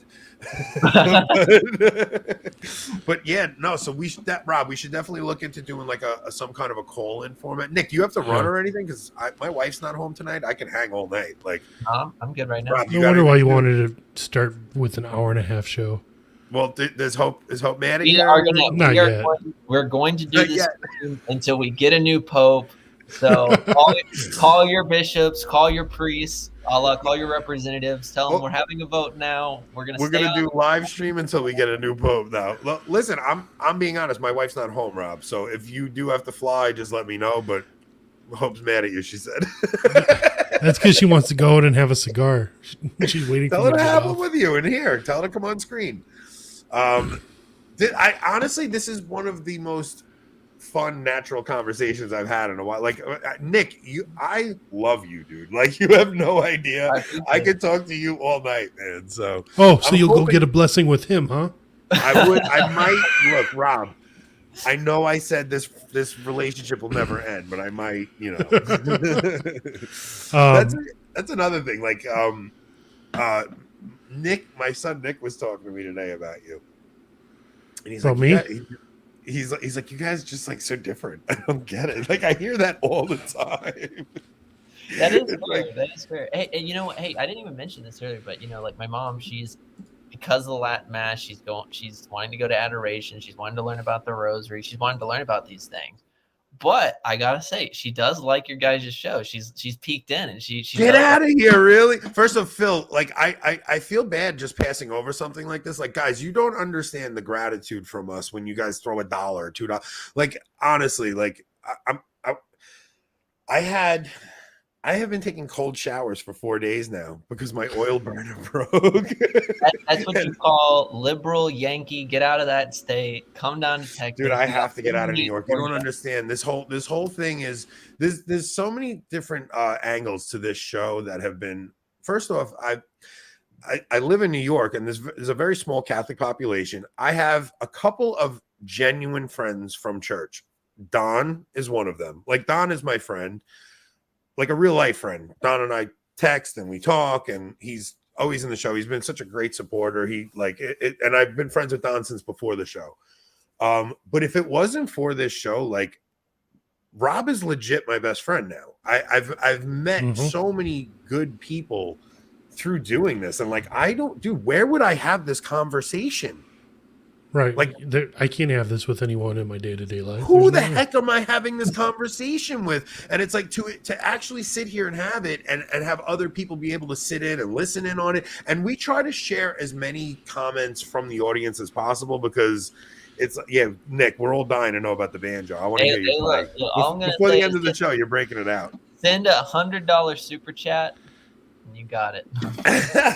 Are you saying we have to share that with you, or I'll give you? Awesome. I'll do a Vatican tax. I'll give you guys like a small portion. I'll take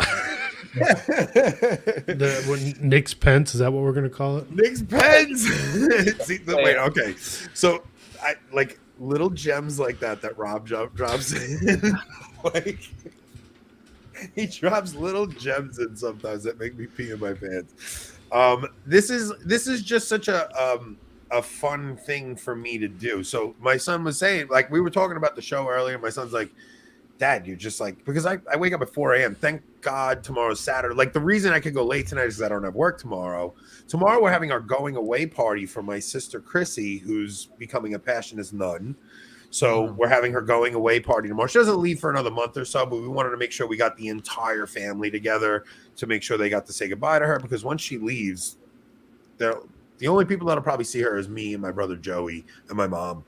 So but just this whole experience has been such a blessing in my life that I get to, because you guys, like, a lot of people are like, oh, Anthony, how do you know so much? Like, this info has been bottled in my mind with nobody to talk to about for a very long time.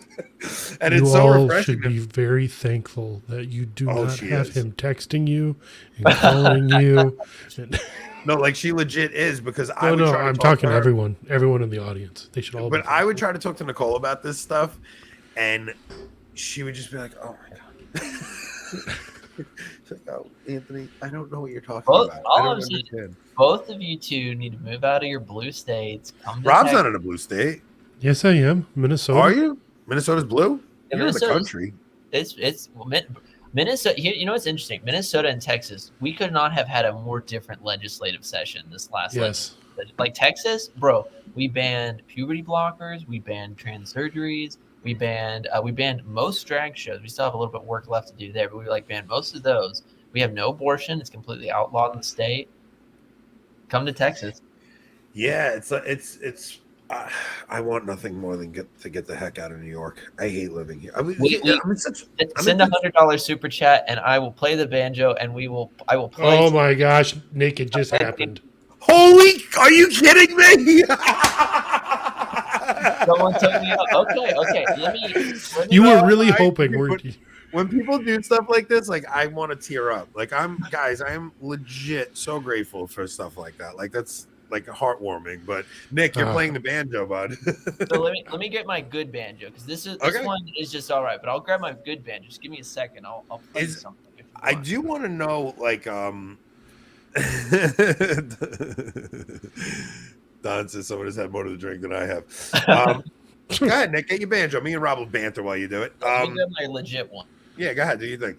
Like, first off, I think this whole conversation has been like a really fun. Like, I'm so glad I asked Nick. I asked Nick to come on the last minute. Every time he comes on, it's just fun, right? I mean, number one, I learn lots of stuff, but number two, he's just fun to talk to. Dude, he's so smart. He's such a dude. He's 25. He's like you if you had gone, finished high school and then college, and He's lost like, the accent and learned to talk and spell. Dude, he's so smart, and he's just never, like, I know if I pause, he'll jump right in. Like, there's never a time where like there'll be a second of dead air. He's such a great guest to have on, man. Like, and I'm so inspired to see like a young person have that kind of fire for the faith, right? Like, dude, at 25, what were you doing? Yeah. Oh, let's not go there, please. I'm serious. Let's not. Like, at 25, man, I wasn't ever like. I love that there are young people that. And I just top Nick already. He's just such an interesting kid, man. Like, and first off, if you guys aren't subscribed, he has his own YouTube channel. But I really met him through Meaning of Catholic, because Rob and I are contributors over there, and so is Nick.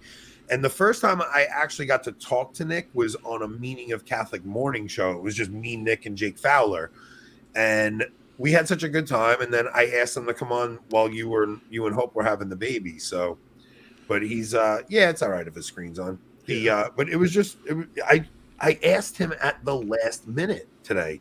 I saw me and you didn't have a guest, and I was going to just do this show, me and you. And I was like, I shot you a text. I'm like, what about Cavazos? You just wrote back, awesome. I was like, okay, I'll ask. While Nick's still gone, I just want to hit on this for a second. I would say my biggest tip is, and it's funny because the person who's the biggest proponent of this is actually Francis. Francis always says like show it, right? Don't use words. And I completely agree with that. But to really do that, you're going to have to do it through being different. You have to do it through being trad, right? Like, I get more questions asked from like people at work by not eating meat on Fridays, no matter what.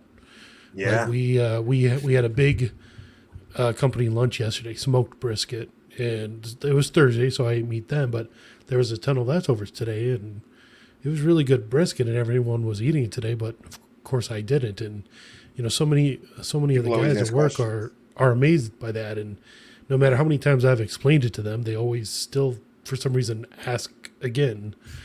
So it's things like that. It's because you're less vocal than I am, right? Like, you're all right. So obviously Rob's more of an introvert, right? Mm-hmm. Where I try to lead every conversation because like this one right now. Huh? Nothing. Because I'm talking over you.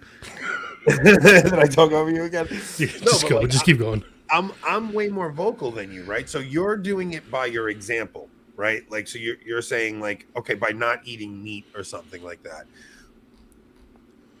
Those little things though, where I try to lead every conversation in a way. Wait a minute, Rob is less vocal.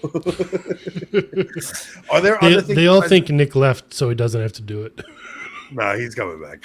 So, like, okay, so what are some other obvious signs to show you're Catholic? Sign of the cross and prayer before meals at lunch at work. You do that at work? Yes. Oh wow! So 100%. Wait a minute. Okay, so you're in an office all day. Mm-hmm. So you're at an office, and people will actually see you. Well, so like so we're a manufacturing company. So half the guys, half the employees are guys in the shop that build the product, and the other half of us are in the office. But we all have a lunchroom, a break room together. See, they call me the preacher at work. Like and it's not even it's not like I'm always trying to do. It's just every conversation these guys are having are about politics, right?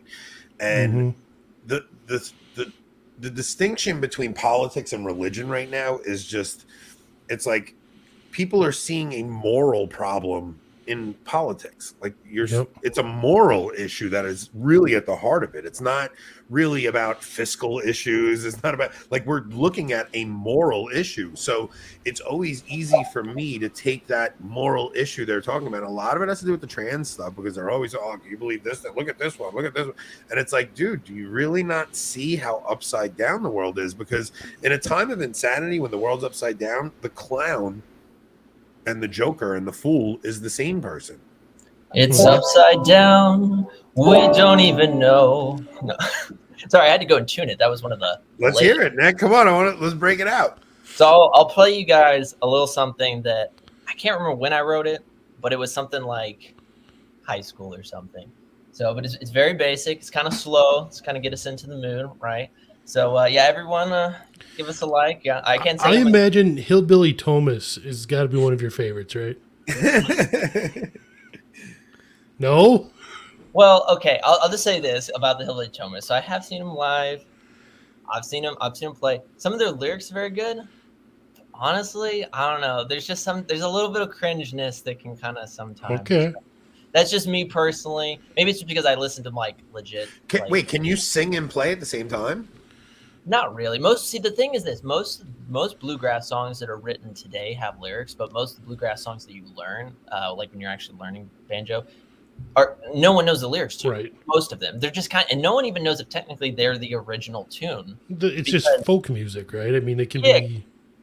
Because it's like, for instance, like if I was to just like sit here and just kind of like.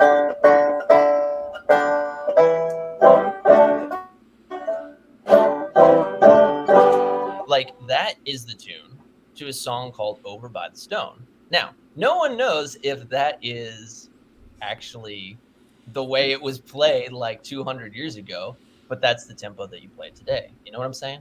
Yeah. So, do you play the guitar too, or just the banjo? Well, I'm not as good at the guitar, but I actually have up here a guitar as well, up here on the wall. If anyone wants, sometime I should just do a book tour of my library, because it seems like everyone actually wants to know all the books that are behind me. I have like over right there, these red books. It's like original 1880s Leonine Latin Summa Theologiae, commentaries by Father Lagrange over here. Where did you get that? The internet. It's a wonderful thing. Old people should check it out. Me and Rob were talking. Me and Rob were talking in the green room one day, and I'm like, Rob, I have so many amazing books that I've never read. Yeah, that's the Song of the South. I hope you guys all know the Song of the South. Yeah, you're going to get us canceled. How many offensive songs should I play that they were singing in the 1960s in the South? Anthony and Rob canceled. Everybody's putting requests in. They want to hear American Trilogy, Gentle on My Mind. Earl Scruggs, Song of the South. I don't know most of these songs, to be honest. I learned high school level banjo. All right, play one song that you know. Okay, let's see. I just need a little space right here. That's the thing. I'm like jammed up in this corner. All right, let me get this situated real quick, and I'll play you guys a song. I think this is Cripple Creek, if my memory is correct. This has to be a joke. Oh, sure. Yeah, that one I know. No. I'll tell you about that in a second. Let's see how much I remember. This is off memory, so I might be a little rusty, but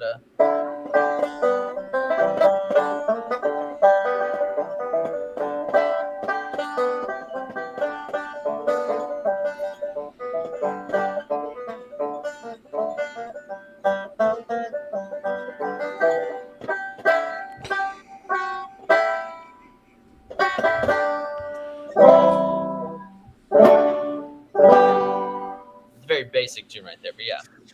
Very cool, Nick. You got us $100 super chat tonight, brother. You're the man. I actually did have a teacher, believe it or not, who looked exactly like John Lennon.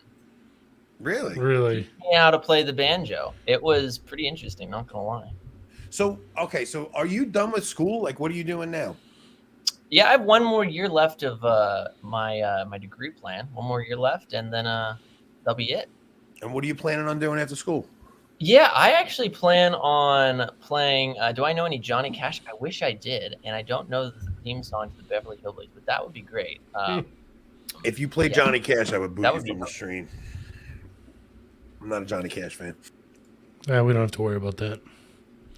I was just like, get this arch heretic out of here.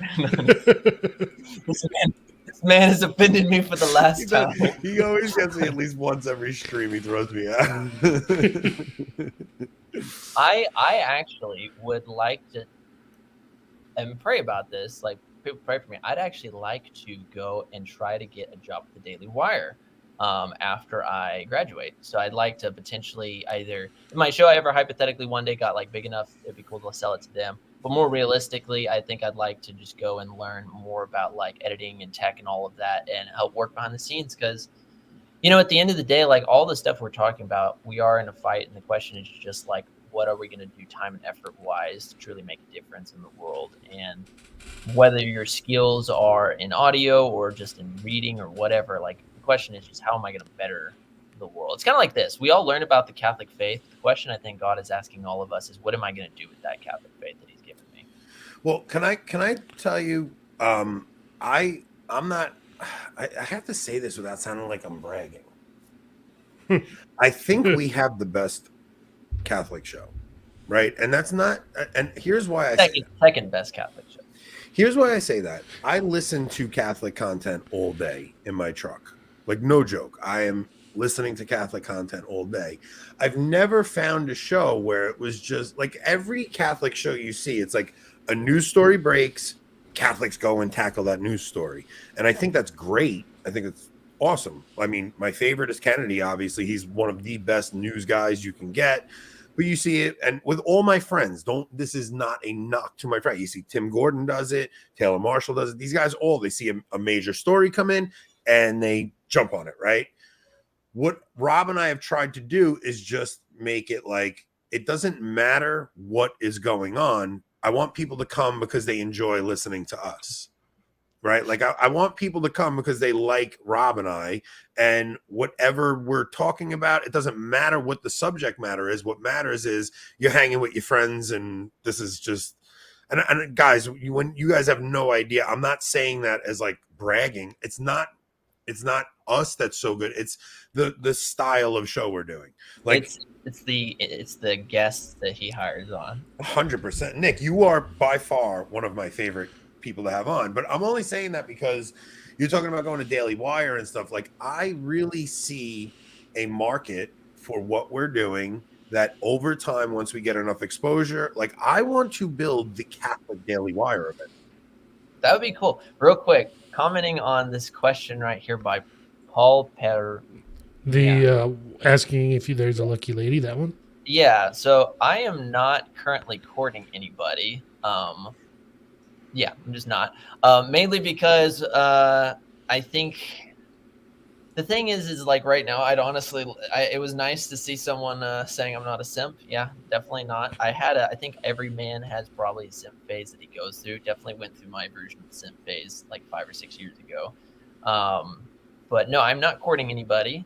I do want to be married, but honestly, there's not a whole lot of options in my next. I would tell you right now, if my daughter was older, I would be thrilled if my daughter would date you, but she's too young, right? It's like there for you to not have a lady that you're courting, it's just it really shows me how, because I hear it all the time that there are, people, single Catholics can't find anybody. Like, what more could you be? Like, you're one of the most brilliant people I've ever had a conversation with. I don't understand what people would be looking for. So I don't know. Ladies, you better step up your game. I think the banjo is going to be what seals it, Nick. I think you're going to get some messages coming up here. Probably not, because it definitely wasn't one of my better plays. It's been a while since I played the band, like a good while. But when it comes, do you think guys took guitars and played Wonderwall because they were good at it, or no?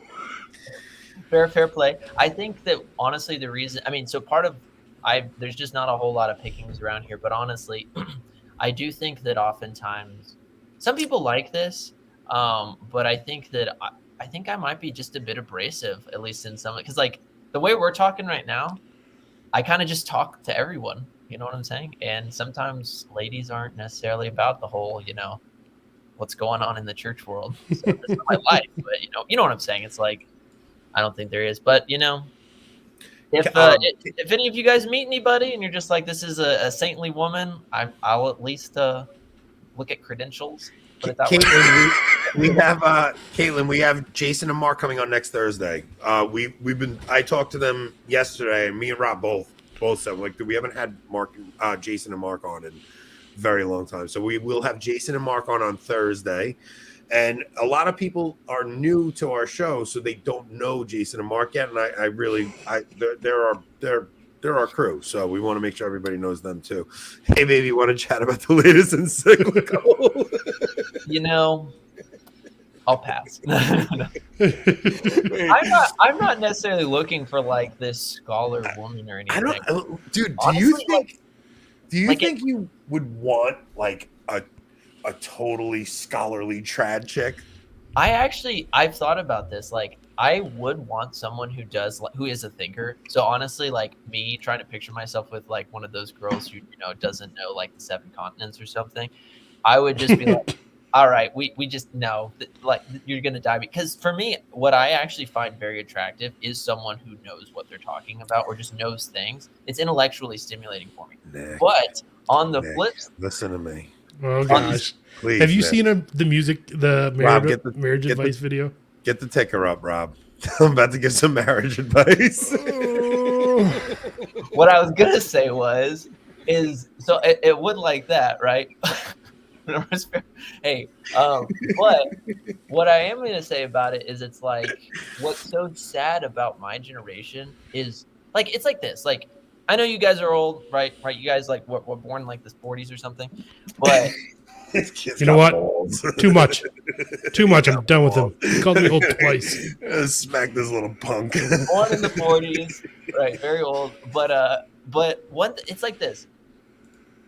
Dating in our generation is honestly ridiculously hard, and it's affected the church too. This honestly could be an entire show, because what's happened is with the rise of the internet, with the rise of social media, with the rise of dating apps, with all these types of things, it's made people, and being raised on Disney, it's just so incredibly hard to find somebody that even in the Catholic world is going to just be desirous of a holy life. Like, it actually is somewhat of a challenge, and it's very sad. I don't know how we fix it, to be honest, and that's something that I think for most young men is pretty disconcerting. I mean, I think the fact that Catholic Match has options where you choose which dogmas you do and do not adhere to.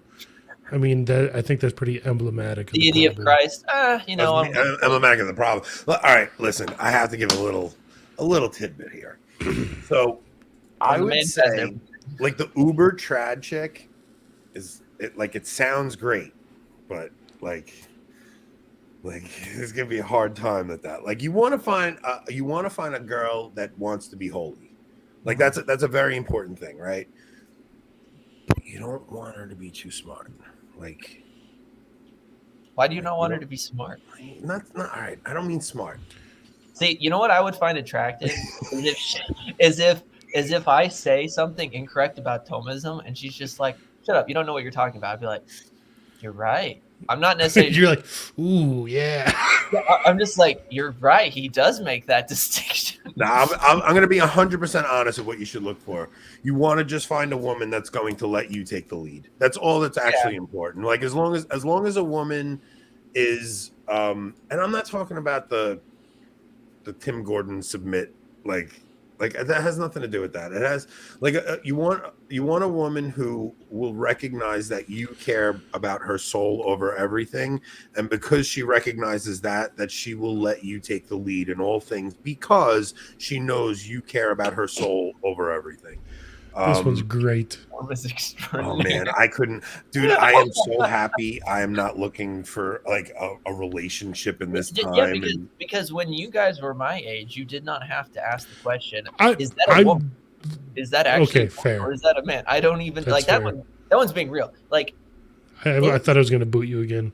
Yeah, no, I'm not one of those like incel guys that like hates women or something. Not at all. Like, there are many great holy women that are out there. Sometimes it does go back to just like where you live, locationally. But what I do see very sad and very troubling is that there's so many young men that I know who just do not know where to go.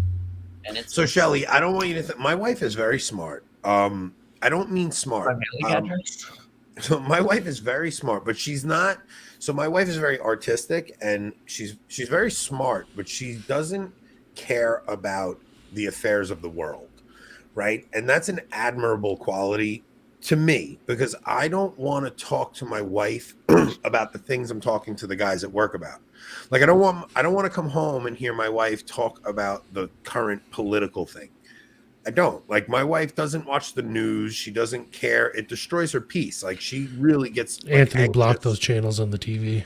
She just gets anxious, dude. I don't have to block anything. She won't watch it. Like she just won't watch it. And every once in a while, like a story will be so big that it catches her and she just gets like, she gets really anxious about it. I have found, and that obviously doesn't work for everybody that way. I have found that I like that. Like I want to come home where my wife needs me for everything. And that's Like, good. That's totally fine. I like being needed for everything. And that's totally fine. That's totally good.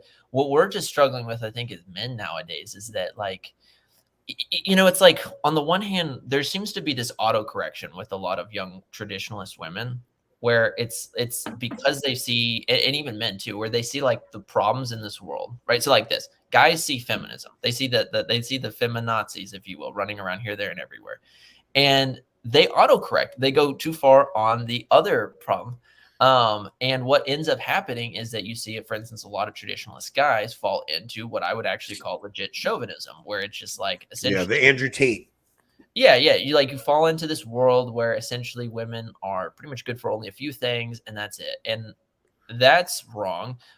You've autocorrected, and a lot of young women, I think, fall into a version of that too, where they can allow men to either just lead them around, or they, all the young women at the parish all of a sudden are just all nuns, and you're just like, okay, what's going on? I think what young men and women have to realize, though, is that, like, I did see a commenter telling me to pray. It's definitely good advice. I've not lost hope. I'm not black-pilled on marriage or anything like that. It is somewhat frustrating because it again, in the span of human history, I should be married technically by now, 25 years old. But it is what it is. You got to actually wait and see what the Lord has for you. And you got to make yourself someone who's desirable. That's a lot. Well, a lot of people like to, but you got to make yourself desirable. So it's like, okay, are you practicing virtue? Are you trying to become holy? This doesn't mean that, you go and, bathe in holy water and you just become a person or something like that. But it's like, you have legitimate virtue. It's like this. Guys, if you have not gotten your chastity under control, then don't jump into marriage, because while marriage, of course, is a lawful outlet for the concupiscible appetite, it is not a place for you to just be like, this will fix all of my, immoral. No, and I'll even speak to that, and I will tell you that if you struggle with pornography before you're married, you will struggle with it during your marriage, and it will affect the marriage. Absolutely. And your marriage may get ruined over it. There is something that, my wife has actually said to me, there's something so that she finds so exciting that she is the only woman I have eyes for. Like, I am so adamant about never, ever, ever looking at anything on the computer. Like, you have no idea. It's like, that is such a big thing to me because I don't want that sin passed on to my children. I don't want my wife to ever question anything. I do not play around with mortal sin. Like, if you play around with mortal sin, you will lose your soul. And it's like, I can't tell you that. And it wasn't always that way, though, right? Like, it took a grace from God for me to get to that place. But I'm telling you guys, if you think like, oh, this is just an excuse because I'm not married yet, like, if you're using that confessional as a revolving door, you will continue to use that during your marriage, and eventually you'll stop attending the sacraments because you can't have that sin in your life and the sacraments. Like, it just causes a clash. So yes, if you are struggling with it, stay in confession, but you have to put your foot down at a certain point and just say this has to go, because the spiritual life doesn't begin until mortal sin is gone. Yeah, it's like that's the beginning of the spiritual life. I think St. Alphonsus says the way you live is the way you die. And it's so incredibly true. It's if you live a life where you're shooting for purgatory and you just are using the confessional as a revolving door, you have the sin of presumption, right? And I as your brother in Christ, chastise you in love and say, don't live that way, because it is going to be something that claims your soul. I mean, we forget, and this is even going back to the whole point of this show. This is something that, again, it's like we ask ourselves the question, does the hierarchy like respect God's law anymore? Like, we're actually at this point. Another question we could really ask is the question, do we believe in the devil anymore? Like, do we believe that there is such a thing as Satan, that he is an actual person, fallen angel who comes to steal, kill, and destroy, comes to not give life to man, comes to destroy man? Do we believe that anymore? Because we're walking straight into this open trap, this open deception. And the fact that we're not being able to even dialogue and actually have this discussion in a more formal public setting is something that's it's incredibly frustrating. I mean, as you guys said, they've handpicked who's going to be voting, right? They've handpicked all of these things, and we'll see what happens. You never know. We might have some type of apocalyptic thing where all of a sudden, like, they all go in to vote, and all of a sudden there's this earthquake and the church falls down. Like, you might have some insane thing. I mean, Arius died very strangely, right? Like, stuff like that has happened before. Yeah, so I'm just saying, keep your news watches on, because you might be like, what the heck's going on? First off, the Exorcist Files. I thought that was something. You, Rob, you listen to the Exorcist Files, right? Yeah, I listen to all of them. Yeah. Yeah, it's like right. I think that especially today, I think people make like the excuse when it comes to that specific thing where they're like, you could justify it because it's thrown in your face all the time, but like, this is the significance of the celibate priesthood. Like, the celibate priesthood is there as an emblem for us to look at and say, okay, you can live a joyful life without sex. Like, that's really what that is. Like, that's the whole point of it. It's like, so when you're talking about these same-sex relationships and all that stuff, it's like, no, the priesthood, but it's just been so corrupted over the past 60, 70 years that people don't see it anymore. But the celibate priesthood is literally there to show us, hey, look, you don't need to put that as the meaning of your life. Like, sex is not the only thing that brings happiness. And we live in a culture now that tells you if you can't sleep with the person you want to sleep with, you will be lonely for the rest of your life and you'll never be happy. That's just completely not true. Yeah, question we really actually have to ask ourselves is two things. One, what is happiness? And two, what do you think man is going to find happiness in? Because if we actually think, even let's just say this for lawful sexual relationships, right, in the context of marriage, if we actually think that that is what's going to make us truly happy, then we're as confused as anyone else.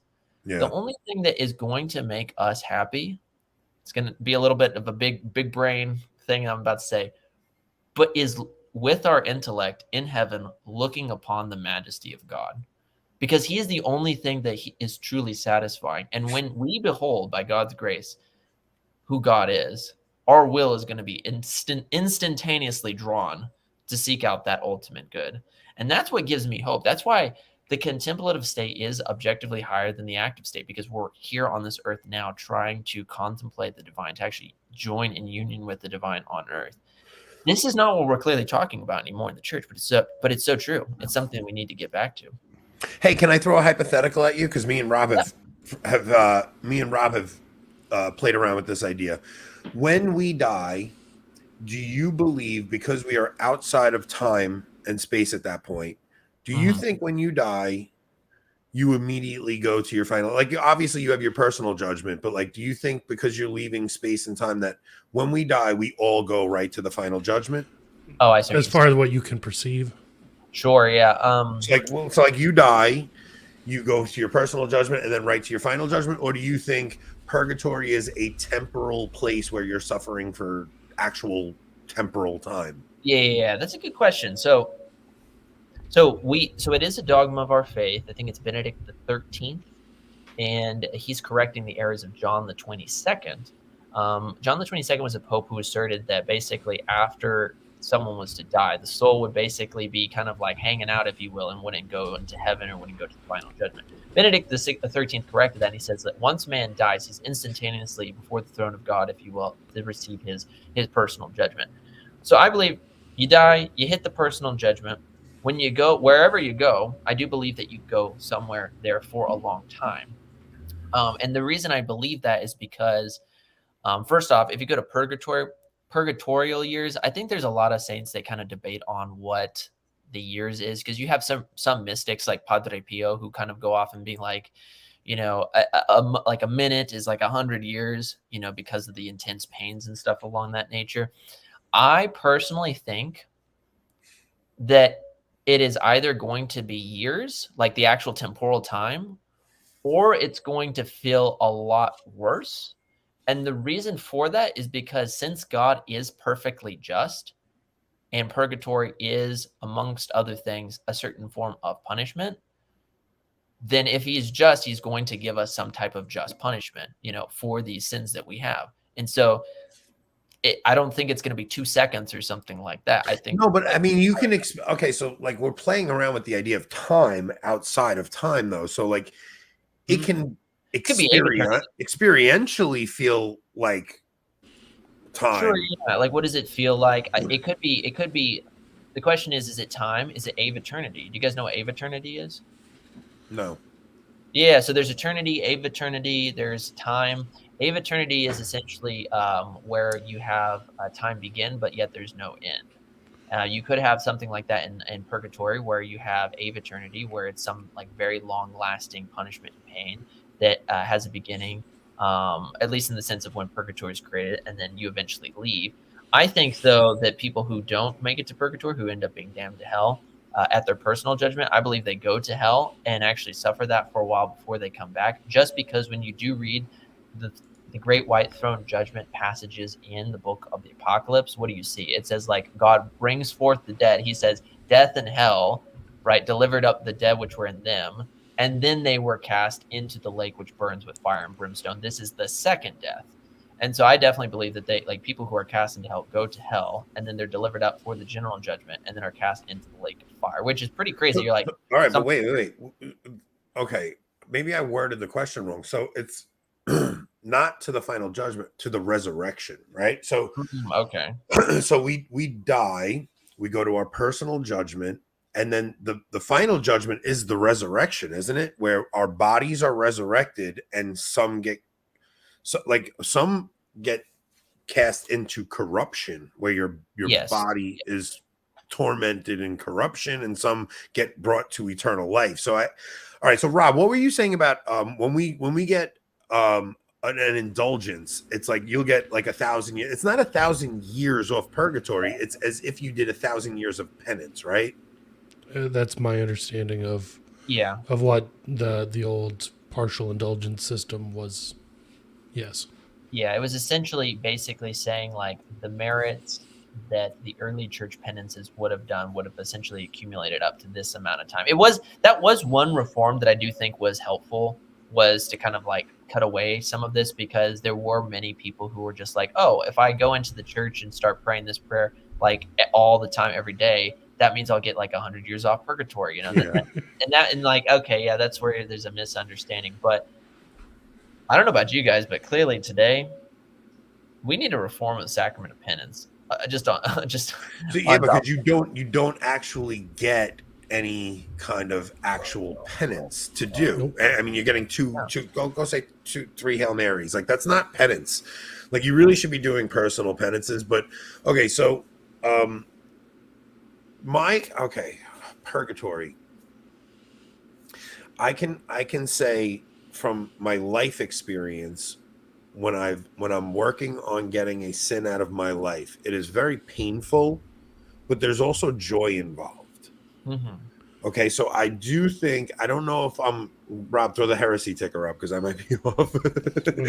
I do think there will be a joy to purgatory. Like, as I know all the saints talk about, like, it's going to feel like hell. It's going to be, it will be basically like hell. But I do think there is a joy to purging our attachments, right? Like, there's something joyful about it. Like, even tackling the sin of lust.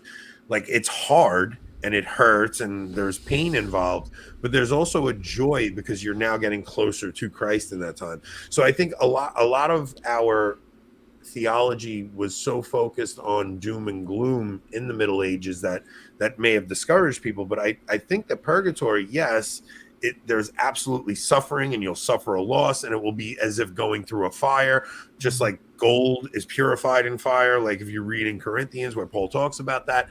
But there is also joy, because as those things are being purged away, you're also getting closer to Christ, and those things are falling away. Yeah, I think it's a both, because it's like, here's where I always seem to struggle with how we do modern theology. The Middle Ages, as an example, it knew what original sin was. It was so embedded into their mind. I've even seen historians say that it was as if the air they breathed was contaminated by sin. They had that much of an awareness of their evil. And when you look at the penances of that time period in comparison today, go look at one of the medieval penitential manuals, and you'll be like, what? This person's fasting for 7 years on bread and water 1 day a week, like one meal a day, for adultery, just something like your mind is blown. And it makes sense, because when you read Aquinas' treatise on the sacrament of penance, he says, just in the same way that St. Paul likens baptism to being buried with Christ and raising from the dead, right, the resurrection, penance is what conforms you to the passion of Christ, because it is supposed to be painful. I mean, literally, penance means to agitate, to punish. And so they knew that in the Middle Ages, and so you see that, of course, in the doctrine of purgatory, because they've emphasized correctly God's justice. God's justice demands satisfaction, right? We can't pretend that God is not a God of justice who doesn't demand satisfaction. But on the other hand of it, you can have an overemphasis in this, where it's just like, okay, well, God is just so wrathful and so angry that basically he's just going to be torturing me. And then like, I guess I'll love him or something after that. And so you're absolutely right. There is going to be part of the suffering is like, oh, I'm so close to being able to be united with God, but I can't, right now. And so it is a certain amount of suffering. Where I think we need to do as a church, though, is I think we need to start to autocorrect back from this massive swing of,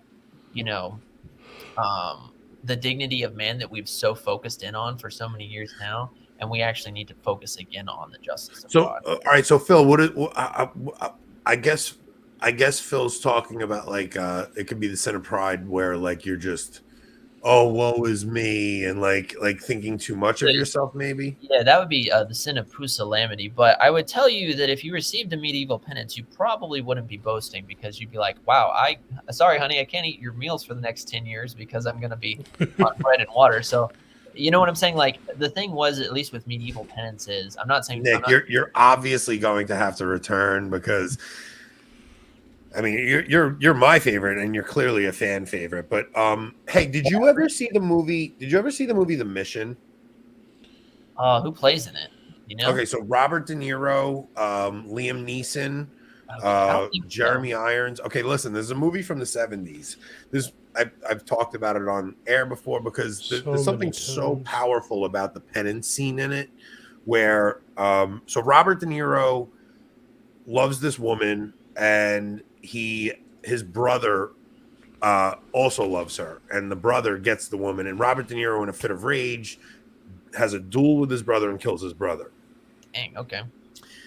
He's so distraught over this. He's in a prison cell, and he just is so distraught over it. He's not even in prison, but he's just so distraught over it that he won't even speak to anyone or anything.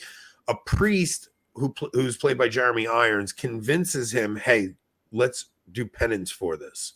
The penance he does is he carries his armor in a satchel up these South American mountains for days and days and days and days.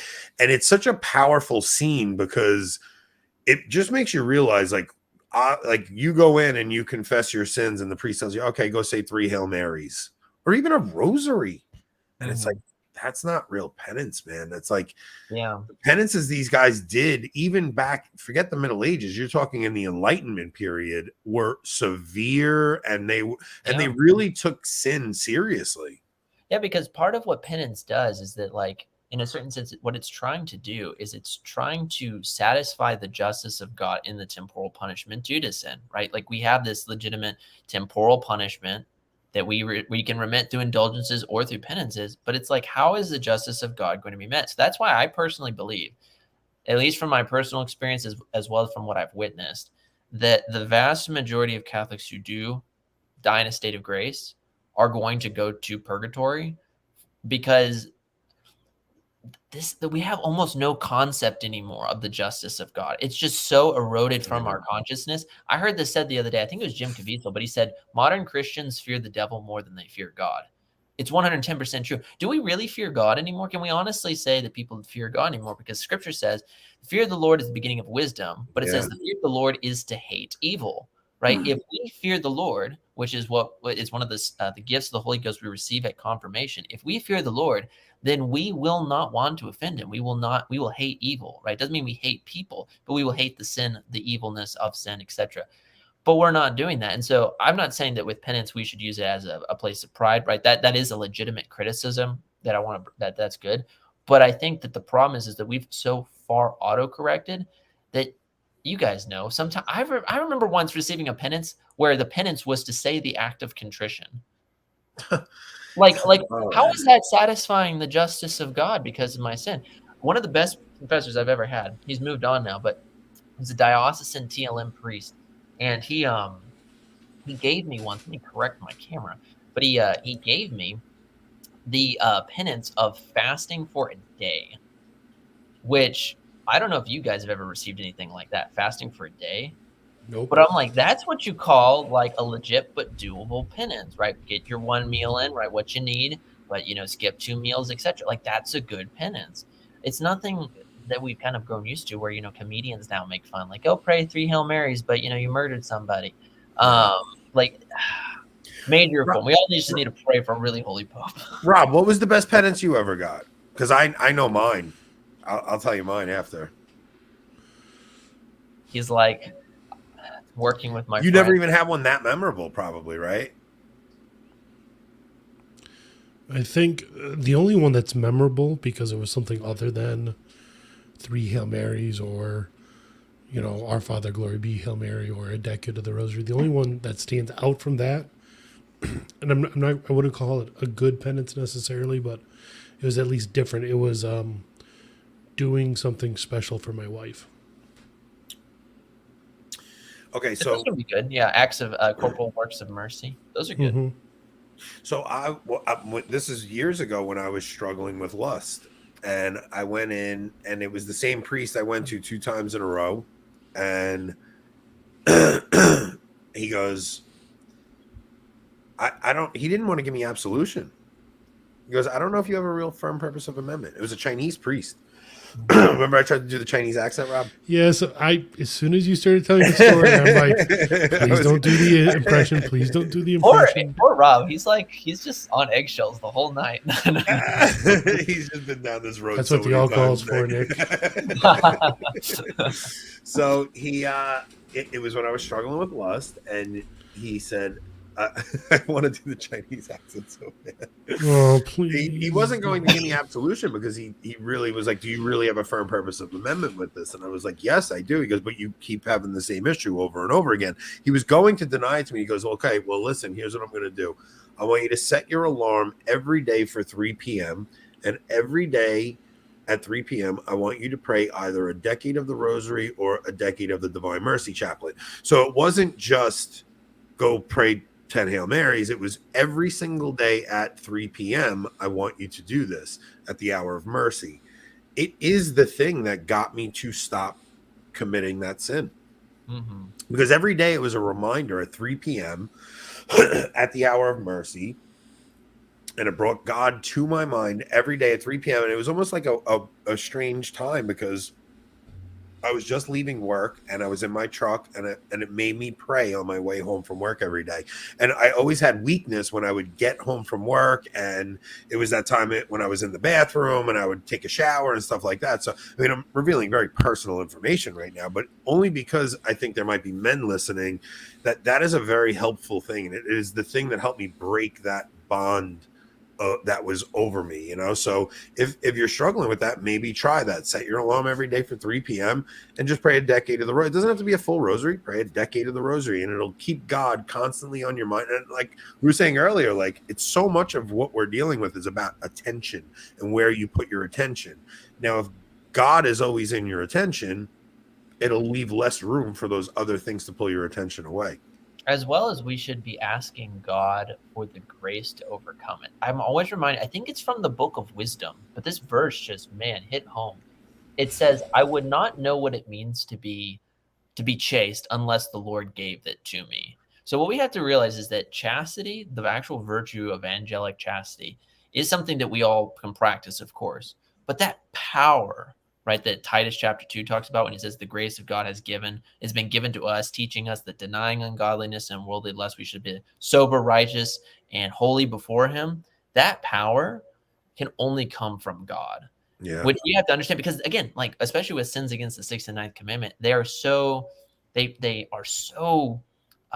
rely so much on our natural good instincts, right? But it's against reason and it's against God's law. And so we have to ask God for the grace. And maybe you've been saying, well, I've been asking God for the grace for a long time. Examine your conscience and ask yourself, according to the book of Hebrews, have I resisted to the point of spilling blood? That's what St. Paul says. Man. Like, have you? Hey, can you guys hold it down while I pee real quick? Because I don't want to end it. I mean, Rob, if you gotta go, I'll go pee, and me and Nick could stay and hang if you gotta go. No, it's fine. I'll be 2 minutes. I'll be right back. Doesn't even mute himself. Oh no! Why would he do that? From the audience? Any random questions from the audience?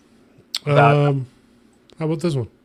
One question for me: I like Glenn Campbell's music? Yes, I do actually. A couple.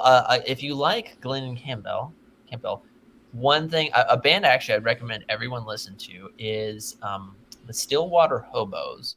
So it's an Irish bluegrass band, and it's something worth it. Actually, they're all Catholic. There's some Catholic songs that you do find in it, and it's pretty good. I recommend it.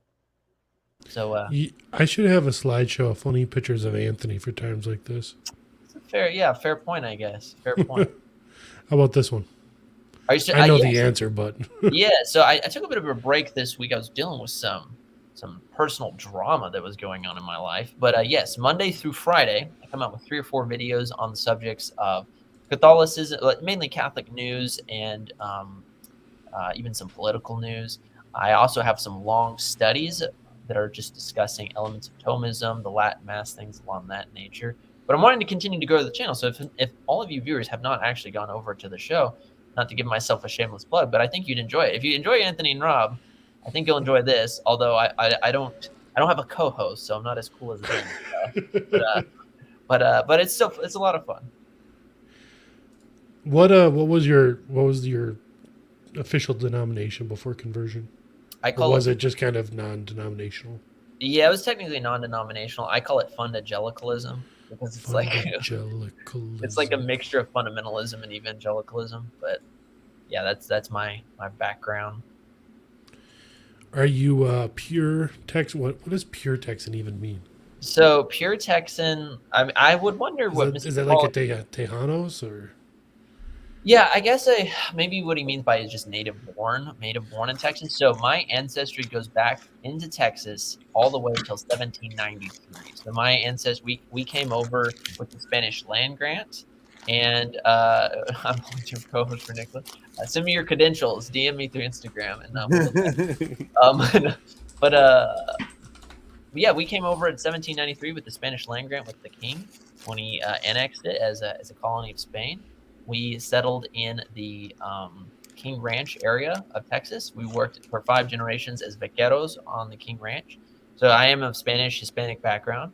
And what was interesting about it is my grandfather, he was the one who kind of broke the trend, if you will. He ended up going to school and became a Secretary of Education for Ronald Reagan and for the first George Bush. Which was pretty cool. Yeah, great family.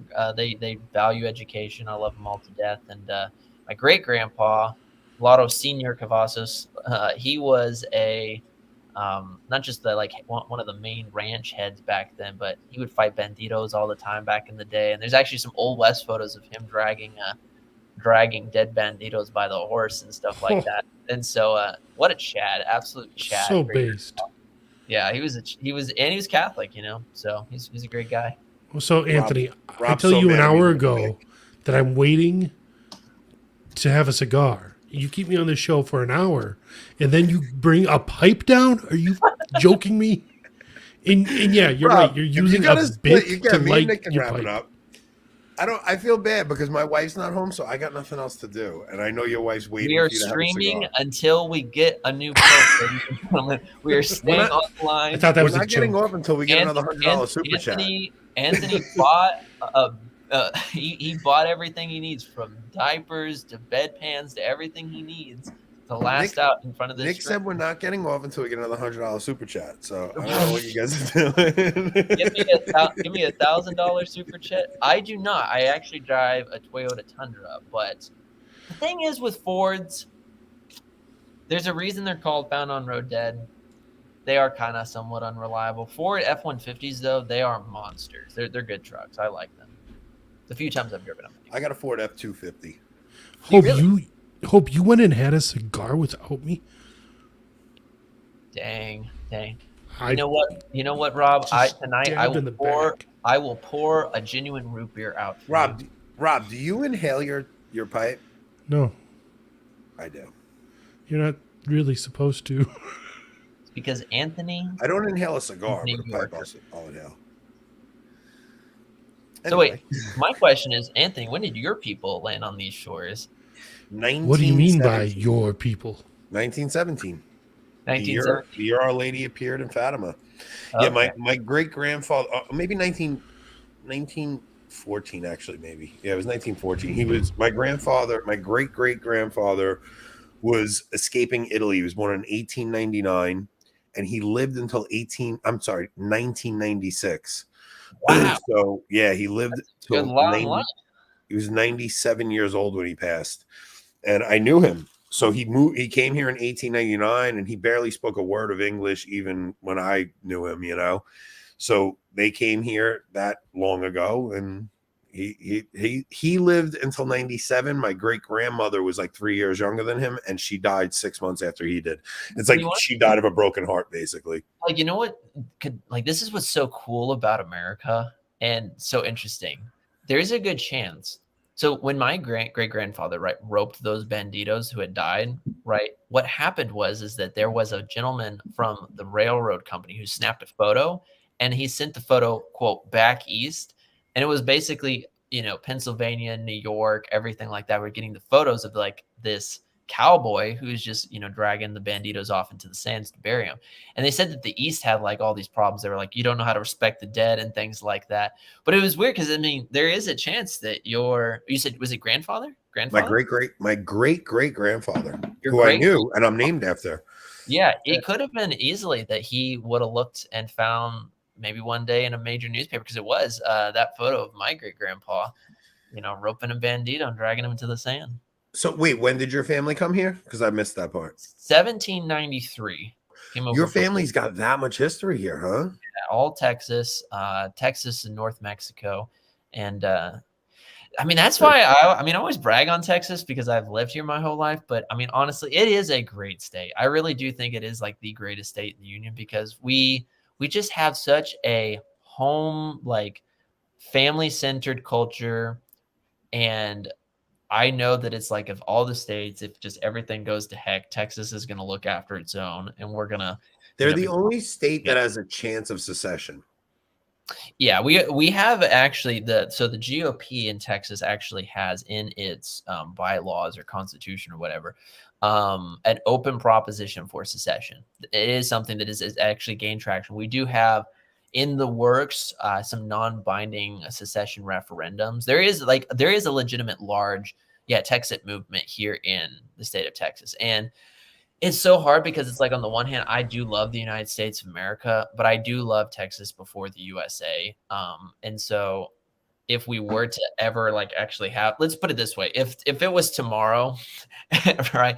If it was tomorrow and it was on the ballot and it was binding, vote yes or no for secession, it'd be hard, but I probably would vote yes, just because I don't want my state to be dragged down in California's politics. I don't Yeah. want my state to be, you know. And you see that all Californians are moving there, and they will get dragged down that way. It's weird because even my family, like my great great grandfather came here in 1899, and I'm sorry, he came here in 1914. He was born in 1899, but we've been in New York since they got here, and it's like it's hard for me to even. I have a very love-hate relationship with New York, especially because I live on the island. It's not like New York City where it's beautiful where I live. Like I have a boat and I'm out on my boat every weekend and I go see beautiful. Like if I didn't have a boat, I don't think I would care so much for Long Island, but having a boat, you're exposed to different things that you never would normally be exposed to. You get to go and have, on restaurants on the water and things like that. So it's beautiful here. It's going to be sad when I leave. There we go. Rob, but where is your ancestry from? Bavaria. Oh, Parts really? of it. Oh, you know so much about beer. Yeah. Probably about half my ancestry is German. Both from rocket fuels. Both from the signature drink of Long Island. Both from Westphalia as well as Hungary. Actually, some of my family's German-Hungarian, but other than that, there's some Polish and some English. That's cool, dude. Man, Europe is just beautiful. I've only been back to Spain one time, and it is just a beautiful place. It is so beautiful. Their culture is interesting at the moment, but yeah, it's a beautiful place. It really is. Yeah, the U.S., man. What do you think is going to happen in the future? Because we were talking about this. We were talking about this on Wednesday. Like, I had this weird, eerie feeling like this last 4th of July was the last. This is had a very eerie feeling because you guys did. We actually brought it up because you guys had the 4th of July show with Tim. It was on July 3rd, and you guys were talking about things you're grateful for, and I'm telling you, I had this weird, eerie feeling like this was the last 4th of July. Yeah, I mean, I pray you're wrong, but it's like this. It's like what I said on that show. This is what I think is going to happen to the U.S. I do think that it is very likely we will enter into another civil war, and I don't say this to be a doom and gloom person or anything, but I do think it's at least. I think I put it at 60 or 65% chance. I do think it is somewhat more realistic than not. And the reason for this is because every successful civilization, or I'll even go more basic, every successful just family unit comes together based off of things they have in common, right? Shared values, things they have in common. And we don't see that in the United States anymore. We're not just divided on political issues, but we're also divided on things that we should not be divided on. Things like saluting the flag, the Pledge of Allegiance, the anthem, the Constitution, these types of basic principles. And it is totally 110% the fault of the communist left. 110%. Like, I know that there can be, of course, faults and blames that you can place on both sides, but really, let's be honest. At the end of the day, there's really only one side that is like gleeful whenever someone tears down the United States. It's very common. So what I think is going to happen is I think either A, we enter into a civil war, and when that takes place, I don't know what form that will be in the context of whether that's going to be like rural versus cities, or if that's going to be like small pockets of things popping up here, there, and everywhere. But I do think that eventually what we will have is either one side wins, or B, China comes in. That's another thing a lot of people haven't thought about. Like, we enter a civil war and China shows up and decides to take over. Or B, we're in the last stages of the Republic and we have a military leader rise up and, like Julius Caesar, and just say, enough is enough. I'm restoring order. This is an empire now. You know what I'm saying? Something like that. Okay. I think we're before the era of Caesar, though. I think we would get a Sulla first.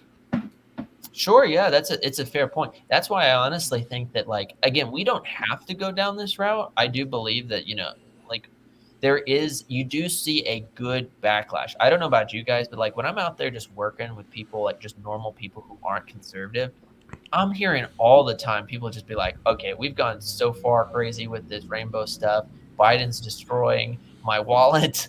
I was talking with the Mhm. dude the other day who I've known like for the past 5 years now. He's never been political, right? Pretty much his entire life. He's just never been about that stuff. But he's just like, yeah, dude, like I've been actually thinking about like getting married and having a wife and kids and trying to buy a house, but I can't when I'm spending all my money on my gas. This, and and so I know so many people who did not vote for Trump this last election who are gun ho to vote for him now. Like I know dozens and dozens of people. People like I know I people. lost a third of my salary under Biden. Yeah, So I lost a third of my salary under Biden, and it's been a very difficult couple of years because you get used to making a certain amount of money, like, and when you get used to it, your expenses get to that, and then when out of nowhere in 2020 a third of my salary disappeared, it has been an insane 3 years of trying to readjust, and it has not been easy. My thing is that I think we will have civil war for a couple of reasons. One is you'll never see this country unite again because the people are so divided on basic moral questions, like basic what is right and wrong at this point. The second is when you get rid of chastity, like I said this in my talk, when you get rid of chastity, you get violence. And you could see this in the ancient world where you had barbarians constantly warring, you had the Vikings raping and pillaging. When you don't have chastity and the Christian sexual teaching, you will get violence, like you just will. And you saw that with that Christian school that got shot up by the trans agenda. Like you start to see that because their side, because they're so unmoored from a foundation, a sexual ethic, they are quick to go to violence. And you see it all the time. You see it in a Starbucks with the yes, it's ma'am, it's man. Like their first instinct is to go, yeah, because they go to violence. And you saw with the trans person with the axe hatcheting that guy in the face with an axe. Listen to me, you guys do not realize what we're up against. We all talk like, we all think like, oh, well, the right has guns. The right has guns. You guys don't understand. The left has been stockpiling guns for years now. Yeah. Beyond All that, the John Brown socialist gun clubs. Yeah, but they have, beyond that, they have every means of communication. They have every media communication. Like you don't realize how important that is, the propaganda machine they have at their disposal. Like these things, like I know everybody thinks on the right, it's like, oh well, you guys don't know what you're going to be up against. The right, and you'll be up against the 3-letter agencies on top of that. Yeah, I can't remember what show I said this on. I think it was St. Joseph against the Marxists that we had on the show. Oh, real quick to Mr. Joe here. Stay until we get a new pope. That's all I got to say. We're no, we're staying until we get another $100 super chat. You guys want us Either off? way, hey. I got multiple cigars. I would have a cigar. I think it was on St. Joseph, Terror of Demons Against the Marxists. But one thing I brought up is that we have to realize, yes, fully agree with you here. We have to realize that the left is waging a war and the right still thinks it's having a conversation. Yes. You know what I'm saying? Like the right fundamentally thinks that it's just having basically an ideological conversation. And it's starting to wake up now. But the big thing that people on the right need to do is just wake up the normie right and just be like, you know that this is going on, right? That this stuff is not stopping. So again, some of you viewers may know, I do a lot of these protests, right? Against rainbow issues and other, infanticide and things like that. But one of the things we've seen come out, right, is now extremists on both sides. So we've had what's called Trantifa show up right on the other side of the street, if you will. But we've also seen, to put it again, PG friendly for YouTube, disciples of Mustache Man show up on the other side, like legitimate, not feds? Patriot front. Yeah, it's like we've seen yeah, exactly. Not fake feds, like you're saying legit, like Mustache Man followers, like legit Mustache Man followers. Yeah, because you'll get that. You'll get that. Look, if you push a people so hard, you'll get that reaction on the other side. It's just what's going to naturally happen. That's where they originated from, right? Yeah. They were the reaction to the craziness of Weimar Germany. Yeah, exactly. Radicalism breeds radicalism, and so. Yeah, we gotta pray, but we also gotta do work, and we gotta realize that, like, let's just say this hypothetically, we all just get on board the Trump train one last time, right, and just smash through the walls. because I'm a moderate supporter. I do think that this time around, it's probably, if he gets in it, he's just going to go full scorched earth mode to get That's the revenge. only reason I like him, because the only reason I think he may work is because I think he will schedule F fire everyone. Exactly. The That's only reason he may get rid of the deep state, like, because he has a vendetta at this point because of what they have put him through. And every time they arrest him and put another charge on him, they're just building that vendetta bigger and bigger. Like, we're talking about them framing a sitting president. Like, you have to really grasp that. The freaking CIA framed a sitting president. Yeah, no, it's exactly. And that's why. And then when you have the other dim candidate, RFK Jr., who's like coming out just blatantly like, Steve doesn't want to hear anything but divorce from DC. Divorce from DC. That's all he wants to hear. Isn't Mr. Cunningham? Isn't he a Southerner? Yes, he's from North Carolina. Okay, but he just wants national divorce. And look, Steve, that's admirable that you want that. It'll never happen. It'll never happen. It's just probably not peacefully. No. You're never getting a peaceful divorce. It's never going to. First of all, they will never allow it. Look at what's going on in Hungary. Hungary doesn't want to open their borders. The entire EU is coming after them. Like, you'll never get the U.S. to break apart into 50 separate nations. It'll never happen. And I know that was the original intent. It was like, okay, they're 50 separate states, and you're supposed to have just, one federalized government just to, unify them in a couple of subtle ways. And it was supposed to be 50 separate countries under this one union. It was supposed to be similar to what the EU is. But it's just impossible, Steve. Like, the amount of power these people have, they will never relinquish it, and never without force. Like, unless you have like a bull in a china shop called Donald Trump 2.0 go in and schedule that. That's why I like other politicians. For instance, I like Vivek Ramaswamy. I think his policy when it comes to like banning social media for kids, I'm like 110%. Raise the voting age. Actually, let's have some good test. That's all great, but I also recognize he doesn't have a dog's chance in the world of getting in there, and so that's why I'm like, in the meantime, we need to focus on getting a good person in power. But you know why we also failed? Oh, great, you're a fellow Southerner. I saw the I thought I saw something about Lincoln earlier, and so I was just like, fellow Southerners in the chat. So Steve just thinks, okay, so and I agree with him in like, when it comes to this, like, it's like we are not living out the intent of the original founding of the country in any way whatsoever. But the way it has developed and the amount of power they have now, they will never relinquish that power. It's just never going to happen. So I don't know if Mr. Steve would ever come on my show, but he'll go on with you. Just know I am an admirer. Sensus Fidelium. How many people has that absolutely helped? Lincoln, the first time, I actually agree in the sense that, and I'm not just saying this because of the image that Steve, do you want to come on? I'll send Steve a link if he wants to come on again. But which is right up his alley. he is Lincoln was the person to really centralize the federal government to the point in which we see it. It's essentially the seat in which we see it today, right? We do see that, and it is something very nervousing. We one of these days we got to have a full Civil War show, and then Anthony. 40 minutes ago. 40 minutes ago, Rob told me maybe we should wrap this up. Yeah, that was at the 2 hour and 15-minute mark or something like that. Rob, you can go. I feel bad keeping you here. My wife's not home. I'm hanging. Steve's gonna come on, I think. I just sent him the link. Oh gosh, this is gonna be a 4-hour stream. Waiting here until we get a new pope. We're not leaving. We're not leaving. We have 70 people in the live chat. When it gets down to 30, we'll bail. I mean, we were up to 120. This might be our biggest live stream ever. You want to know something, Nick? We were higher with you than we were with Father Isaac. You know, and Taylor. Yeah. You're only stroking my ego. Look, everyone in the chat, call your bishop and be like, we have an emergency on YouTube. This stream is not going down until we get a new pope. So I'll explain to you why that might be, though. When we had Father Isaac on, we only had about 1,200 subs. When we had Taylor on, we only had about 1,500. So we do have a lot more subs now. But live streams, we typically get 65 to 80.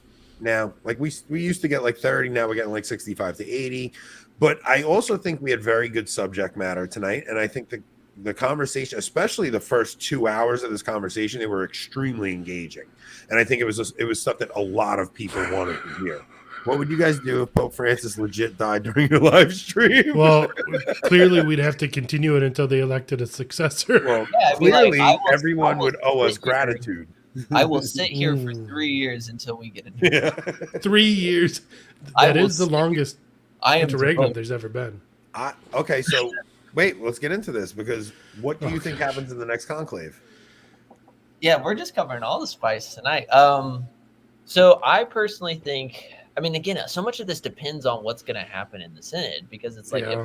if they legit try to get some of this stuff pushed, the question is like, is the next Pope going to be a miracle person and just come in and be like, what the heck? What the heck was that, y'all? You know, he gets a Gen Z Pope in there and says, this was the, most cringe thing I've seen in a while. A Jude Law Pope, basically. What's so funny about that is that HBO is just like, oh, this is what we would actually hate to happen. All the Catholics be like, this is what we want to happen. We're like, yeah. Yeah, we're like, yes, a Pope who doesn't even show his face to the crowd and says, find God first. You're like, yes, please. But, yeah. Paul's right. Wishing the Pope dead, but pushing people to vote for Trump. Like, I'm not pushing. Me and Rob don't really have any. I'm probably not voting, so. Yeah. So, but we're not going to alienate our guests. I also do not wish the Pope dead. Nick, I'm going to FYI. be honest with you about the voting thing. Like, Uh-huh. I think you're young and idealistic. I think it's admirable, but I think No, there's a certain black pill on politics is folly. I'm at the point where I just think we are in such apocalyptic times that it doesn't matter who the president is anymore. I agree to a point, but I also recognize, because of my studies into communism, that's exactly what Marxists want people to do. Because social Marxism, what it is geared toward is dividing up the people and then blackpilling the opposition to the point where they don't react anymore. And there's a legitimate point where you're making where it's just like, yeah, why vote? It just seems completely rigged. It's never going to change. Understandably. But then also at the same time, going back down to a basic principle, it's like when you have a candidate who's clearly not bought. Yeah. I'm saying No, I like Trump. I just think it doesn't matter. And in America at this point, I think America is just like, if we were doing a Bush versus Biden conversation right here, Yeah. I would be complete with you. I'd be like, what's the difference? One is just a little bit more like mentally unstable than the other one, but policy wise, they're right lockstep, Can we just get a Habsburg? I mean, Texas was Habsburg territory. yeah, I mean, maybe one day we'll do something. Wait, what was that last question I asked? That when we got off politics, what did I ask? Conclave, yeah. What's gonna happen? Oh, yeah. What's gonna? Let's get back to Catholicism. Let's get back to. I personally think that there is a good chance that we do see a good and holy Pope next. I do think that there's a good chance. So a lot of people say, are we going to get Francis 2.0? And there's a certain argument to be made where it's like, okay, look at how stacked the deck is. There's so many people who are, pro-Francis, at least in his policy, that are going to be voting.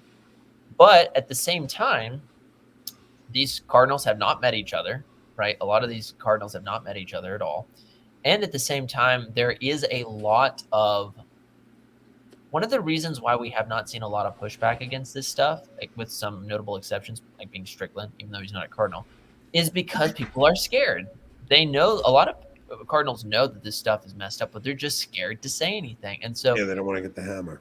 yeah, and so it would not surprise me that even amongst people that he promotes and puts into office, that there is a good chunk of them who are also saying this stuff has gone too far and I'm scared.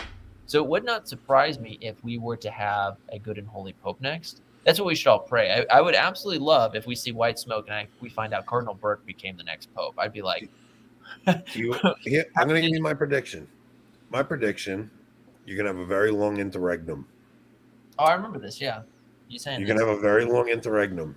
And during that interregnum, you're going to see a split. You're going to see the German synodal way take off and do their thing. And you're going to see a lot of cardinals follow that. See, my opinion is if there is a split, it's going to happen quick, not long. That's a good point, actually, in the sense, I can see both happening, but in the sense that it's just like, now it's time to leave, especially if they see the dice kind of turning against him. you'll see a split. The German synodal way will go one way, and a lot of different conferences are going to follow them. And then you're going to get Cardinal Sarah or somebody like him, and you will see the wheat separated from the chaff. I still think Bishop Schneider needs to be Pope. I do too. I don't think that's necessarily impossible. Look, truly, I predicted it. I mean, not to be too memeish, but we do have a God of surprises, and so that would be an absolutely amazing surprise to have. I think you're going to get Sarah or a Schneider or Burke. Yeah. Like, I really do. And I think you're going to see, because look, we don't leave the church. Like, we're like, no, you can't leave the church. Like, we have this principle that we know you don't leave the church. But if you got a holy pope next, because Francis has allowed this mayhem. Oh gosh, so everyone. Wild. Who's this guy? Hey, Steve Cunningham, the man. He's going to want to go back to politics. Although, this is good, though, because for the first time since the end of the Civil War, there's now 2 Southerners versus 2 Yankees. So I like that. For the record, I'm a Copperhead. For the record, yeah. Good, okay. Very good answer. Steve, what are you doing up this late? This is early. I don't go to Texting you, probably. Oh, brother. So what would you add to this conversation about politics, Steve? Because I know you're very passionate about the divorce from DC. Politics is show business for ugly people. That is true. Let me tell you something. I had people texting me up while you guys were talking, saying, "Hey, when are you joining it? When are you going to get in AB's conversation?" Who texted you? Eric, Peeper, you out there still listening? He was texting me up. I had a couple others going, "Hey, you joining in the combo?" Apparently, everybody knows watching right now. I'm gonna throw the conclave question at you. What do you think happens in the next conclave? Don't know. Don't care. Stop pretending you don't care. Listen to me. There's nothing I can do about it. So what? It's not almost what I'm like asking. I'm asking: are we getting Francis II, or are we going to get a holy pope next? We'll get whatever we deserve. I mean, that guy knows what he's doing. Don't tell me who we deserve, because we deserve Francis II. That guy knows. It's one of those things. We can't do anything about it. It's like someone wrote a book. I was supposed to do a book review. I'm like, I don't care about it. It was like the next 7. Popes, who could it be, or who could be the next pope? And there's these guys. Who knows? It's one of those things. It's great talk for shows. People can talk about it. I don't like wasting time on it, because at the end of the day, it's nothing weird. You never discussed the papacy, really, right? Nah, it's nothing. I just did a thing on the Florida martyrs, and going to that whole thing, you're like, they didn't know they probably didn't even know the Pope was, especially the new converts. Maybe they did. Maybe they knew who the name was. Maybe he died, and 4 years later they figured out he was dead. The Smith, same way. I mean, he was worried about converting the Indians. They didn't have Twitter where the Pope was commenting every 5 seconds, and if he sneezed, one of the Indians came up. Hey, Rosh Hashanah, what did he say? Oh, no, big hair, long hair. You hear what the Pope said? No. All right, but this is not true. Because Steve's not about doom and gloom on the papacy, but Steve is all doom and gloom when it comes to the World Economic Forum, when it comes to politics. Don't tell me Steve's not doom and gloom. He just has a line. I could probably black pill people, but it's not worth it. There's hope. I have one question for Steve. It's a slightly off topic, but I've actually just always had this question in the back of my mind.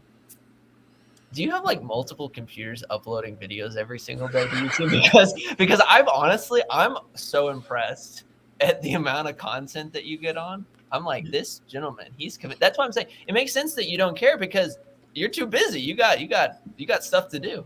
You'll laugh at this. I was coming back from Denver to come back here, and a friend of mine had me over at their house, and he goes, "Dude, how do you do it?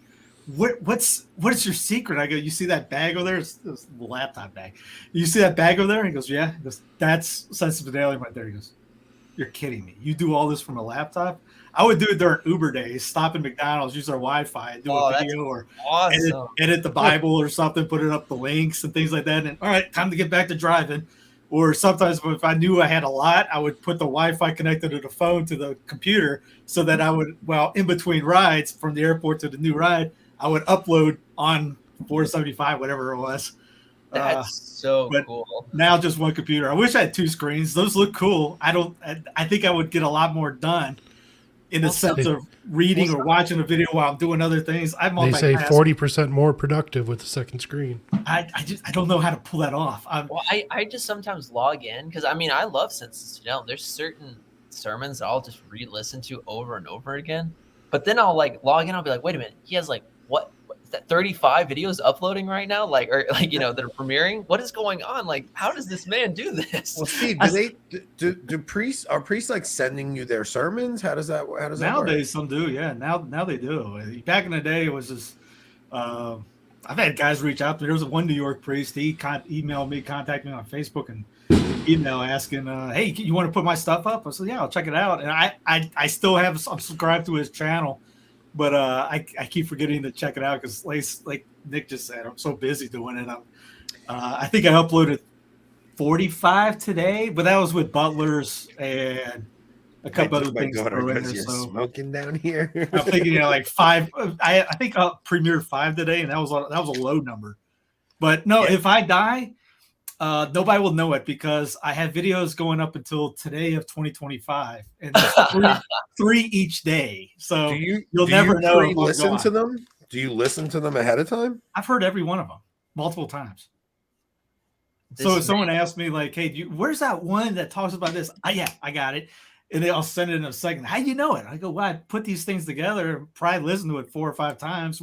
First 2 times to vet it, or I listen in the car. All right, wait. We got 82 people in here. All right, 82 people in here. What happened with the rundown, Steve? Why'd you leave the rundown? Why are you going that way? Because he's had a few drinks and we're 3 hours into this, bro. Somebody send that man some sunscreen. Yeah, the sun is getting to him. I'm just playing with you. I'll tell you one thing though. What'd you say? I'm much better off right now. It's I didn't want to go down the dark I will hole. say this. The only other team that I like to watch is the News from the Pew, man. I love watching your show. You guys, how'd you assemble that team? Avengers, assemble! How'd you assemble the Avengers? I've known Fawaz for years. He was actually the first guy to do an interview with me back when I was in Denver. He interviewed you, or you interviewed him? He did it to me. He put it on his Instagram. It's a black and white, one of those top-down things. How'd you guys? I think it was the first time I put my face in anything. I was like, okay. How'd you guys even meet?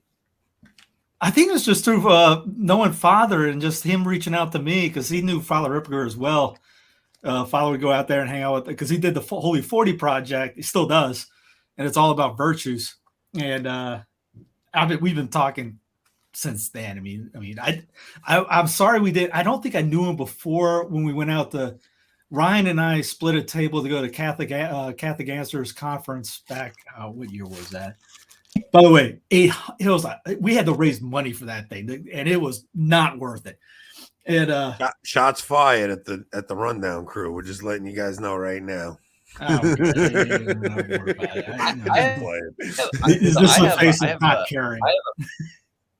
have a pitch for Steve. So, Mr. Cunningham, I'm making a documentary in like 3 weeks, right? A documentary where I'm going to be at Clear Creek Abbey for a month.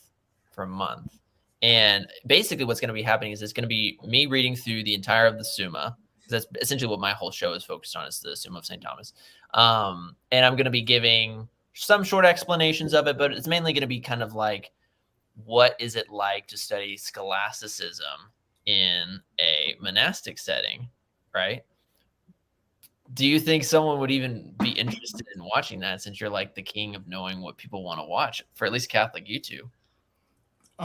Good question, because to be honest, I don't care what people want to watch. I put up what people should watch. And the people that will watch what you're going to put up, that's going to be great. They should watch stuff like that. It's the stuff that has the sexy titles and the clickbait that people want, to get their ears tickled. That should be watching that. But those are going to get the numbers. Nick, you said before Steve popped on, you were like, okay, Steve Cunningham, like Steve. So me and Fawaz did that like Catholic speaker thing. It was really just a goofy show we did, but I don't know if you realize how many Catholics learned their faith because of those sermons you're putting up, right? So they may not get a ton of views on every single sermon, but the amount and quantity that you're putting out, people are catching some of them, and hearts are actually converting from those sermons. So it's like, it may not get many views, but are people really converting because me and Rob talked about the Synod on synodality? But they're timeless. Some of the best comments. So I mean, like Butlers and Dom Garnier. I'm the only one to put Dom Garnier up in on video. Read the whole thing twice actually because I screwed up the first time. That's what YouTube didn't like. Oh, Steve's frozen. Rob, get your words in. I was just gonna say, some of the best comments I've seen on our videos were on those School of Jesus Crucified videos. They got like 30 views. So Steve's frozen. I don't know what happened there, but we good? Yeah, now you're good. Now you're good. And I got Butlers. They probably come up with like 500, 500, 300, 600 views. Nobody really cares much about, but those are timeless. They'll be up every year, recycled around. Never have to. They're always going to be relevant. It's not like somebody putting up a video like, "Oh, the Pope said this today." That's gone in a week. No one's going to care about that in 3 years. Everything I still see. I get comments from videos from 2015, 2014. People are like, "This is amazing." So yeah, this stuff is going to be. We're long and gone. There's going to be and I'm on how many platforms? I'm just sticking it out there so it gets everywhere. Nick, when did you discover Sensus Fidelium? Like, what was like? Was this while you were still Protestant or after you had become Catholic? Oh, this was in the transition period of because I was wanting. I think so many people go and get their. Yeah, exactly. That's what, it's honestly it's so impressive. I came across it. I think like so many people when they're learning their faith, because let's be honest, YouTube has kind of become the catechesis juggernaut in the sense that so many people go to YouTube to learn something of the faith. And so I think the first video I ever was exposed to Sensus Fidelium on, and I still think that this is absolutely one of the best videos that I've ever heard, it was a sermon, and it's called St. Thomas Aquinas, the Antidote to Modernism. I think so I watched that, and I've listened to it probably 20 times, the whole thing. And what's so good about it is that as I've actually lived a life where I've studied Thomas now for 4 years, I remember at the time, like fresh Catholic, 1 month in, hearing this sermon being like, oh, this Thomas guy, sounds kind of cool. I don't want to be a modernist. Going all the way from that to, I've devoted my life to this man's thoughts, and I go back and re-listen to this, and I even glean new pieces of information from just the examples that the priest gives of debunking things like Kant and Hegel and other. And so that was the time I think that it was one of those videos that really pushed me to actually do what I'm doing now, which is actually just studying Thomism. And that from all the other ones, there's so many good ones from Father Ripperger on the virtues, and he's, being an old school priest, very well fed in Thomism. And so him just citing St. Thomas here, there, and everywhere, it gives exactitude and clarity, which is amazing. And so I think I'm speaking for everyone in the chat when we say we're definitely indebted to you, Steve, because you're absolutely right. This is the stuff that you need to hear, because most Catholic YouTube now, I've told other people, I said most of Catholic YouTube now is either clickbait or trying to be the Pope's lawyer. It's like one of the two, and that's pretty much it. Whereas you're putting content up that is convicting people all the time in good ways. There's not a day that goes by that someone doesn't share a Sensus Fidelium sermon with me, or they bring up something like, oh, I thought about apostatizing from the faith, but then I listened to this sermon from Sensus Fidelium that said X, and it kept me away from that. So it's definitely the place to go. I remember whenever it was, what was this? Was it during the pandemic when it got taken down? The channel got taken down for like a day by YouTube. I was so incredibly mad. I had every single college student that I knew. I was like, you need to, email YouTube. You need to get on the horn. You guys need to pray. I texted priests. I was just like, this is the weirdest prayer request of all time. But this YouTube channel, was taken down. This is so unjust. And I remember just getting so mad. I was like, this guy who puts up basically slideshow sermons is being Yeah, taken down. It's funny because I see my parish pop up on the slides. I see Holy Innocents pops up all the time. It's funny.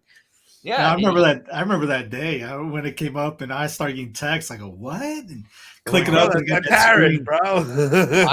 It said you're done, and I went to the door over there and just smiled at my wife. I go, she goes, "What's up?" I go, "You want the good news or the bad news?" to give you an idea, huh? To give you an idea of how up and riled people were, the massive young adult community at the parish I go to, like several hundred people, I sent that in the chat, and it was within minutes that dozens and dozens and dozens of them, and then turned into hundreds of them, were like absolutely freaking out. And they're like, we need to start rosary chains. We need to get this thing back online now. Whose sermon was it that got you suspended? Oh no, that when that happened, it was people probably seen it. There's somebody that will take the logo and the name, and we'll start doing these long comments, pretty much spamming everyone on these comments. And if you report it, I guess some person in Google wasn't doing their due diligence, because if you click the photos or whoever you comment, it goes to their channel. Mm-hmm. And if you click on that particular spammer, it went to a channel with 0. But for some reason they thought I was spamming it. And if you get caught spamming, you get the axe. So they thought I was the spammer, which was 2 different channels altogether. And 2 different channels. Everyone's doing Leslie Nielsen. And that's why they took me down. And I ended up having some friends in Google, and I hit them up, say, hey guys, what happened here?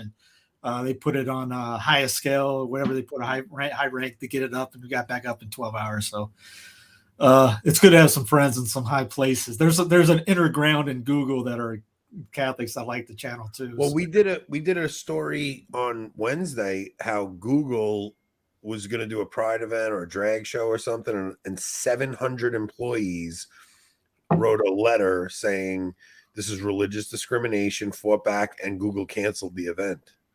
It's nuts. You see like Gilbert Arenas the other day went nuts at the in a podcast talking about how crazy it is. And that's the NBA is a bunch of wokies, but I think as he mentioned, there's like 30% of the Black population are for it. The majority are not, but white population is 67%. And really the only people that are pushing it in the NBA logo family, I guess, are the WNBA, because there ain't no girl trying to become a guy to play up in the NBA and get just destroyed up there. They're all going down.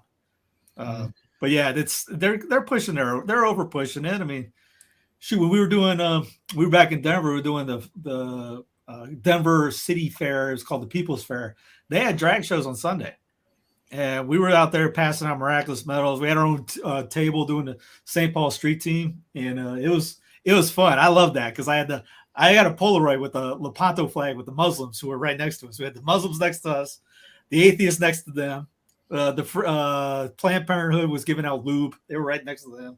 I mean, there was like 12 or 15 tables that just hated us, and everybody saw that. And we had people just come up just because they thought that was cool. They go, wow, you got the atheists right there and the National Guards to your left. I go, they're protecting the Muslims. Yeah. I love arguing like that, but a good time with it. And but yeah, they were having drag theirs. This was just a long time, not a long time going. It's just, steeping the pot, turning the temperature up. And now they're really pushing it hardcore. And there's some resistance. I mean, not to bring up a bad thing, but Starbucks, they even pushed back going, we're not going so far anymore. I mean, when that group, I think the trans issue just really broke everyone. I think that people are finally waking up and seeing it. I think if they would have just left it as how they had it with the same-sex stuff, I think they would have been fine. But it's a trial balloon. See what everyone's going to take, and maybe we'll see what next year what they bring up. And they want to do the season, so we're in the season of Pride. Yeah, well, I also think that they're just setting it up to make it out that Christians are bigots. Like, I really think it that way. I mean, that they're just setting it up to make it like, look at how hateful these people are. You're going to see a pushback after this. Because we gave them pushback this year, you're going to see an onslaught. And I think a lot of the reason we don't get much Christian persecution right now is because you have a pope who is playing with the synod on synodality and giving people the impression that the church is going to change things, and we all know that's not going to happen. So when when the reality sets in that nothing is going to get changed and Francis is gone, I think you are going to see persecution like you couldn't, like since the early church, you haven't. Well, I mean, 2029 is coming up, so expect that to be a fun year. 100%. I think it'll be before then, because I don't think anything's ever on the mark like that. I think it's going to be before then. Well, if they consider the French Revolution, there was that quote that, you know, the Pope is going the way of the kings of the French Revolution. So if it came 100 years to the time of that, and 2029 is the 100-year anniversary of that, it's going to be it might get bumpy on the way up, but the big party will be around then. And you start seeing people getting just using the past as prologue idea. People are asking if you're drinking a White Russian. No, you racist. I'm actually drinking milk, actually. Yeah, a lot of people were doing that, Rhoda. A lot of people because it is the month of the Sacred Heart. So I'll tell you, I have to say family member, because I don't want to say which family member, but works. She's like a graphic designer and had never really paid attention to this stuff, and then her company sent out a thing they had to fill out, like a survey, questionnaire. Survey, exactly, survey. I'm sorry, guys, I'm a little tired. Sounds like sent out a survey and basically said if the rainbow stuff makes you uncomfortable at your job, you should find a different job. Basically saying, if you're a Christian and you have a problem with this stuff, we don't want you here. And it never unsettled her until this year. And this year it was just that survey really disturbed her. And it wound up that she starts coming back to Latin Mass because of this. All these things happen, and it's she just can't handle. She's like, I can't believe I've kept my head in the sand for so long and just pretended this stuff wasn't happening. And now it's gotten so out of control that they're asking me to take this survey. They did a drag queen bingo night and all this stuff. Yeah, I've never seen that. And she's just she just lost it, and she's back at church now. Father Abernathy brings it up in a lot of his lectures, saying sometimes this seems like we just needed to get some water thrown on our face. Yeah. It needs, I hate the term "wake up" because everyone uses it, overuse in a sense. But yeah, waking up is not the same as woke. We're literally saying sometimes chastisement needs to happen to snap people out of their slumber. Yeah. Sometimes you need a punch in the face to wake you up to figure it out, or a severe butt kicking, that's what drill sergeants do. That's what coaches do. And that's why I keep bringing up that most of our fellow trads have never played ball or went in the military, because the first time they get somebody saying something to them or pop them in the face, they go cry in the corner like a little bunch of babies. A bunch of them are. You see their emotions just jump out and get mad and, I'm going to get you back, instead of, well, yeah, maybe I could do better. Maybe I can work on that to become better, to make everyone around me better, to make my product better, to gain more souls for heaven. That's what we're supposed to be. We're supposed to gain, or are we supposed to make ourselves famous? So, I love going to a place where I go to a parish, and most of the times people don't know who I am, and I love that. I never get recognized. There's a couple of people that recognize me at Mass, but they're friends. I don't get. Nobody recognizes me yet. You're way bigger. I mean, you got 200-something thousand subs. It's way different for us. Imagine if I had Trump tweet me out. Wait, what'd you say? So imagine if I get Trump to tweet me out. I have my connections. I will be like, Mr. Trump, gotta watch the greatest show on YouTube. No, it's not. It's not The Apprentice. Well, it just shows you it's 260,000. No big names ever tweeted it out. It's always consistently going this way. Yeah, because I know I'm in two parishes. Friends. I know two parishes that promote it out.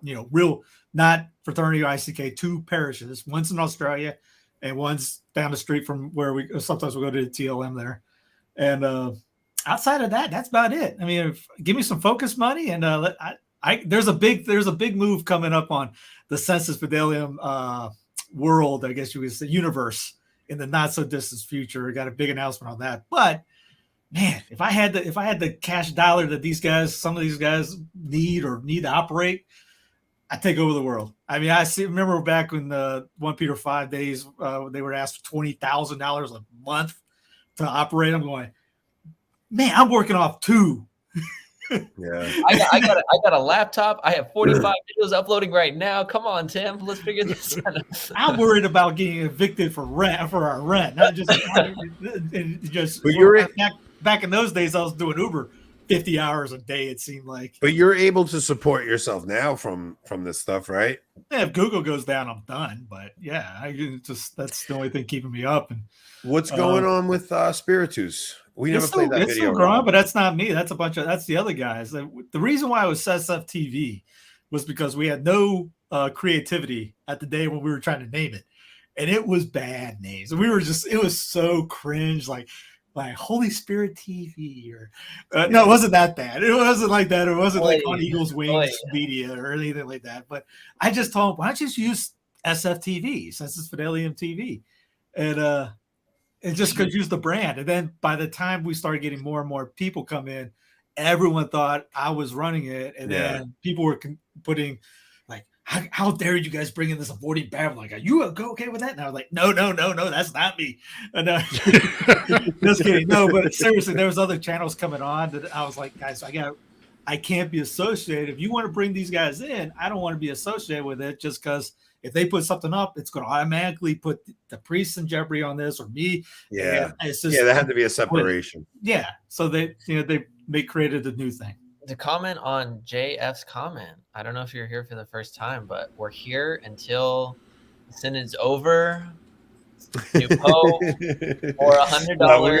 We're gonna go to 3.5 hours. This is officially the longest live stream we have ever done. I saw this before we said our family prayers about 8:00. I go, That's when we started. Rob and Anthony are talking. Is this too much for all you old guys? I don't know. It is. I eat dinner before this and I'm hungry again. We get downstairs and she turns TV on. Like I check the messages. I go, wow, they're still going. And she turns on another show, and I'm sitting there holding the baby. I turned on the news. They're still going. Holy! They keep it going until Rob falls asleep. Listen, I feel bad for Rob. I see Rob is like, oh man, he wants to keep going. My wife's not home. I'm good. Hope came in here with the monster, and she's like, "Do you want this?" And I look at the clock, I'm like 10:11. No, I don't want that. I still have beer. I'm good. I'm not going nowhere.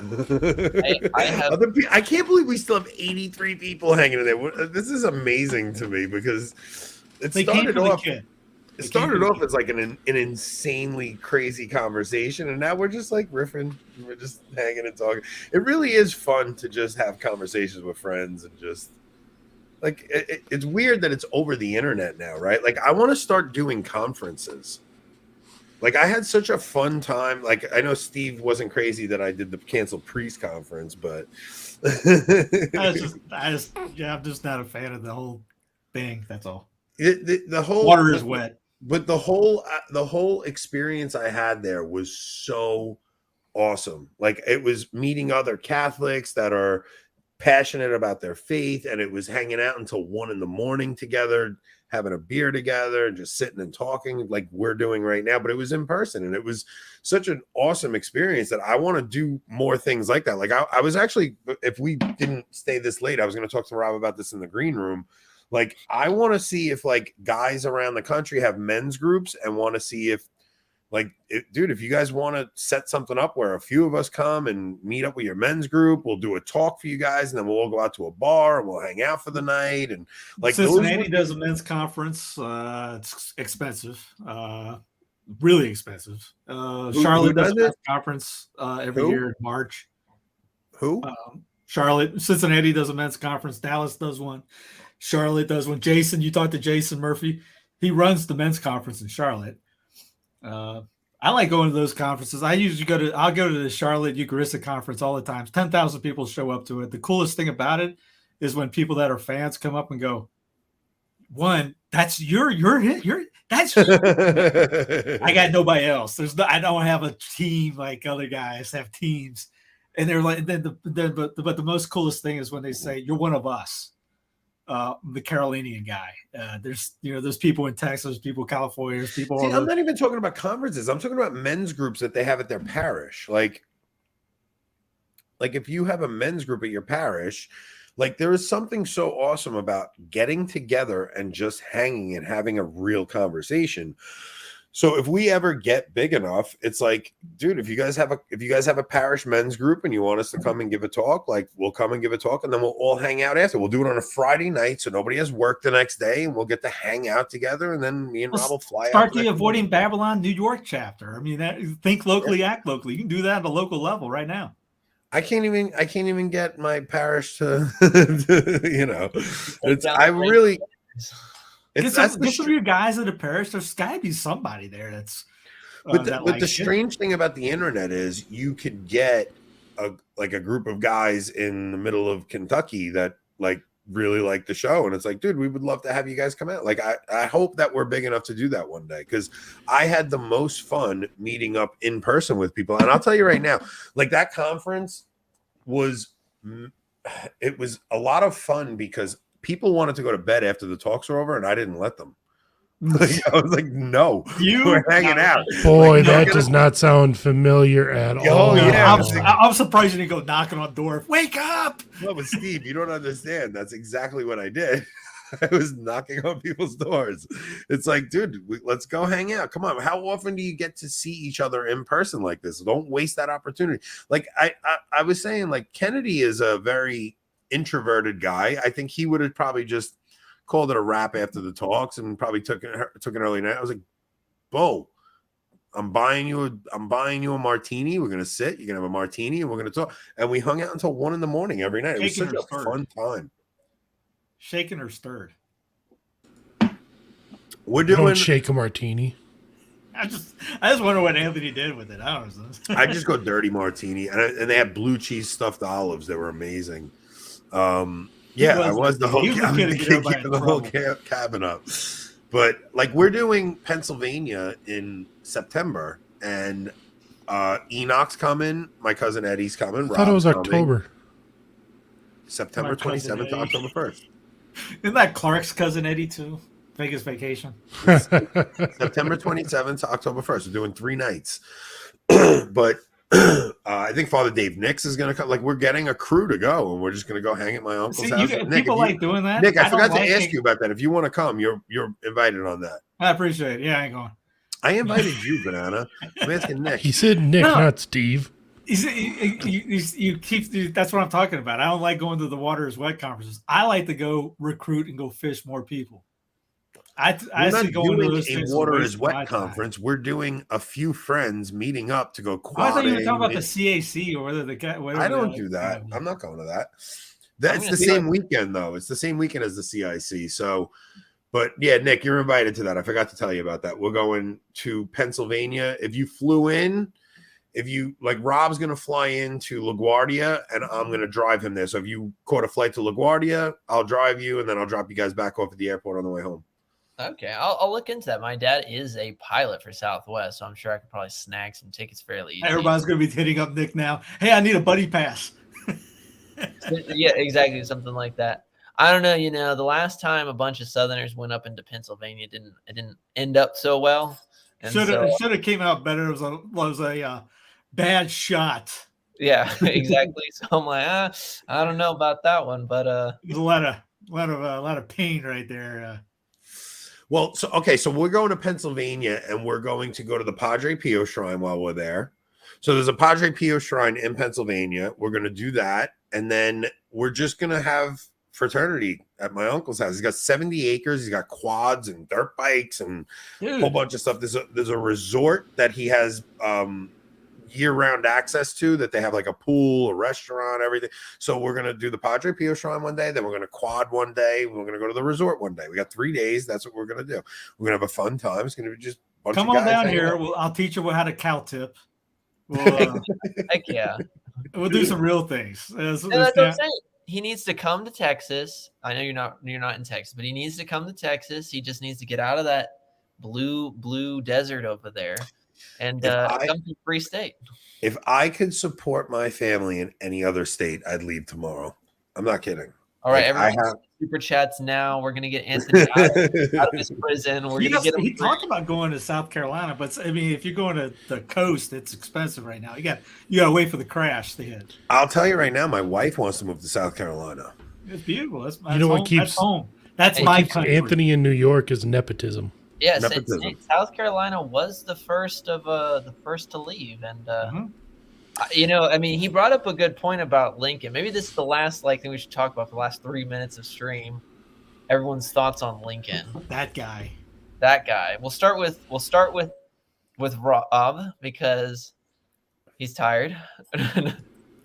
Rob What? wanted to get off 2 hours ago. I texted you at 2 hours 11 minutes. That's saying wrap this up. The super chat belongs to Rob for more energy. Rob, all you got to do is say, "Oh, the internet's gone." Whoops. You know, like the airplane. Wonder what this does. Lauren said goodnight 90 minutes ago. Well, Lauren, we appreciate it. Send your super chat so we can get Anthony out of jail. The funny thing is, like, when people see a 3.5 hour stream, they're like, I'm not watching that. That's the best part. It's like, I'm gonna have to break this up into 2 separate shows. But Ooh. so Rob and I, my wife wants to go to South Carolina, but Rob and I decided if we do ever have the ability to support ourselves with this, we're going to Tennessee. Tennessee. Yeah, Tennessee's happy medium. Tennessee's pretty. I might be living there in a couple of years myself. So What part of Tennessee? Tennessee's the Smoky most Mountains. beautiful state I've ever visited.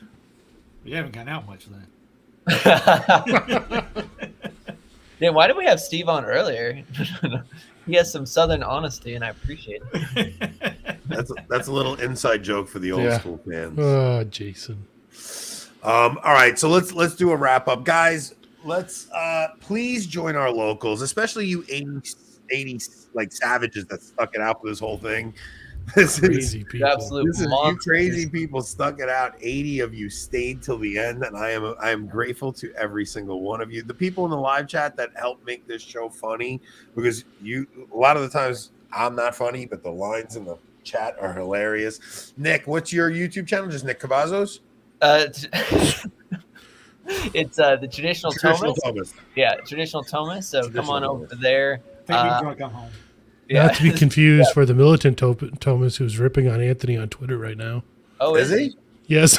What's he saying? So he tweeted your tweet about Calvin Robinson. Oh, here comes about 50 more tweets from Anthony now. Oh no, I don't know if he would be ripping. Actually, I think he'd be agreeing with him. 'Cause- No, Anthony made a joke saying that Calvin Robinson was more Catholic than the Pope. Oh, I didn't And, say the Catholic. I said this guy really loves his Latin. He's more Catholic than the. And I didn't say anything, and people are I know. making their own inferences. Anthony, what a troll. Can't take him anywhere. I never talk about Francis outright. I just don't. Like I people don't realize subtlety is key, right? Like when I see people say Francis is a heretic, it's like, dude, you just crossed the line. You turned 1 million people up. You have to be a little subtle about it, and you make a little comment, but you be subtle about it.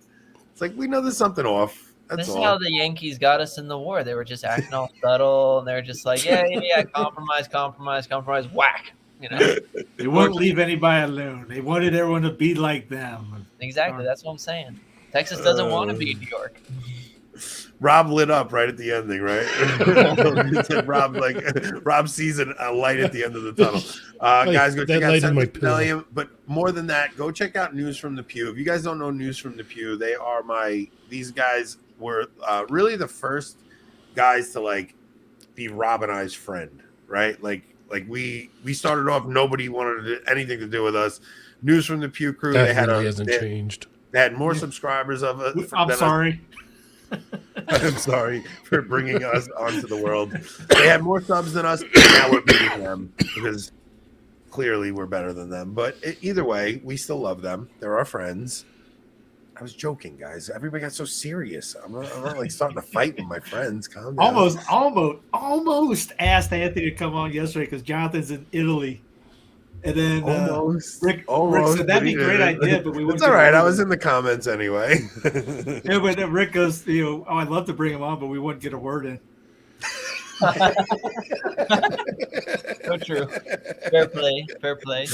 I would totally take over that stream. All right, so please join our locals. If for anybody that hasn't seen the Danielic Mystery series, please go back and check that out. And Steve, you got anything to promote? You know, I was singing Daniel the entire time you guys were doing that. All right. So, Nick, do you have anything else you want to promote besides traditional Thomists? Go check out my writing at 1 Peter 5. Also stop by 1 Peter 5 in a couple weeks when you're going to see the documentary Hit, as well as, if you're interested in just like larger dialogues on this, we're over at the Meaning of Catholic, where you'll see me on the morning show, as well as on Integrated with Angela. Nick, you're going to have to come back on with us, dude. This was a fun show. You are awesome. You're one of my favorite people to talk to. I'm so glad you were able to pop in tonight. It was a last-minute thing that I texted you like 2 hours before we were going on. I was like, Nick, you busy tonight? So everybody that stuck around, you guys are awesome. You're welcome, too. Steve, thank you Well, for... hold on, before everyone goes, we gotta tell them about next Tuesday's show. Oh... What in the wide world of sports am I looking at? I want everyone to take this in for a second here. Just soak that image in, folks. Just soak that image in. Is that get her done? And look at how white everyone is but me. All of our heads match, the skin tones match, except for Anthony. Is Anthony trying to be Larry the Cable Guy? Yeah, he so is we're kind of the Italian Catholic Larry the Cable Guy. We're having Michael Hitchborn and Joshua Charles on together, and we're going to do blue collar eschatology. But that image is when Rob showed me that image, I almost died. I was like, "You kidding me?" That's well done, Rob. Thank you. Fair play. David L. Gray goes, "You guys just upped your thumbnail game 1,000 times, bro." It's like, Oh, brother. that was a funny one, man. All right, Rob, you got a fun ditty to take us out with? Sure. I'm not gay no more. I am. Wait. If everybody's still here, wait. Rob, let's show everybody. The ka. Traffic made it happen again. Look at it. We got a fire department out here again. Cause they always going down somewhere. Cause all on crackheads over there. Cause I had an accident, man. I hurt my homeboy, man. My homeboy got to go to the hospital. Cause look at this shit, cuz. Cuz we suing, cuz. Cuz we suing, cuz. We don't care, cuz. Okay. You have a good night, everyone.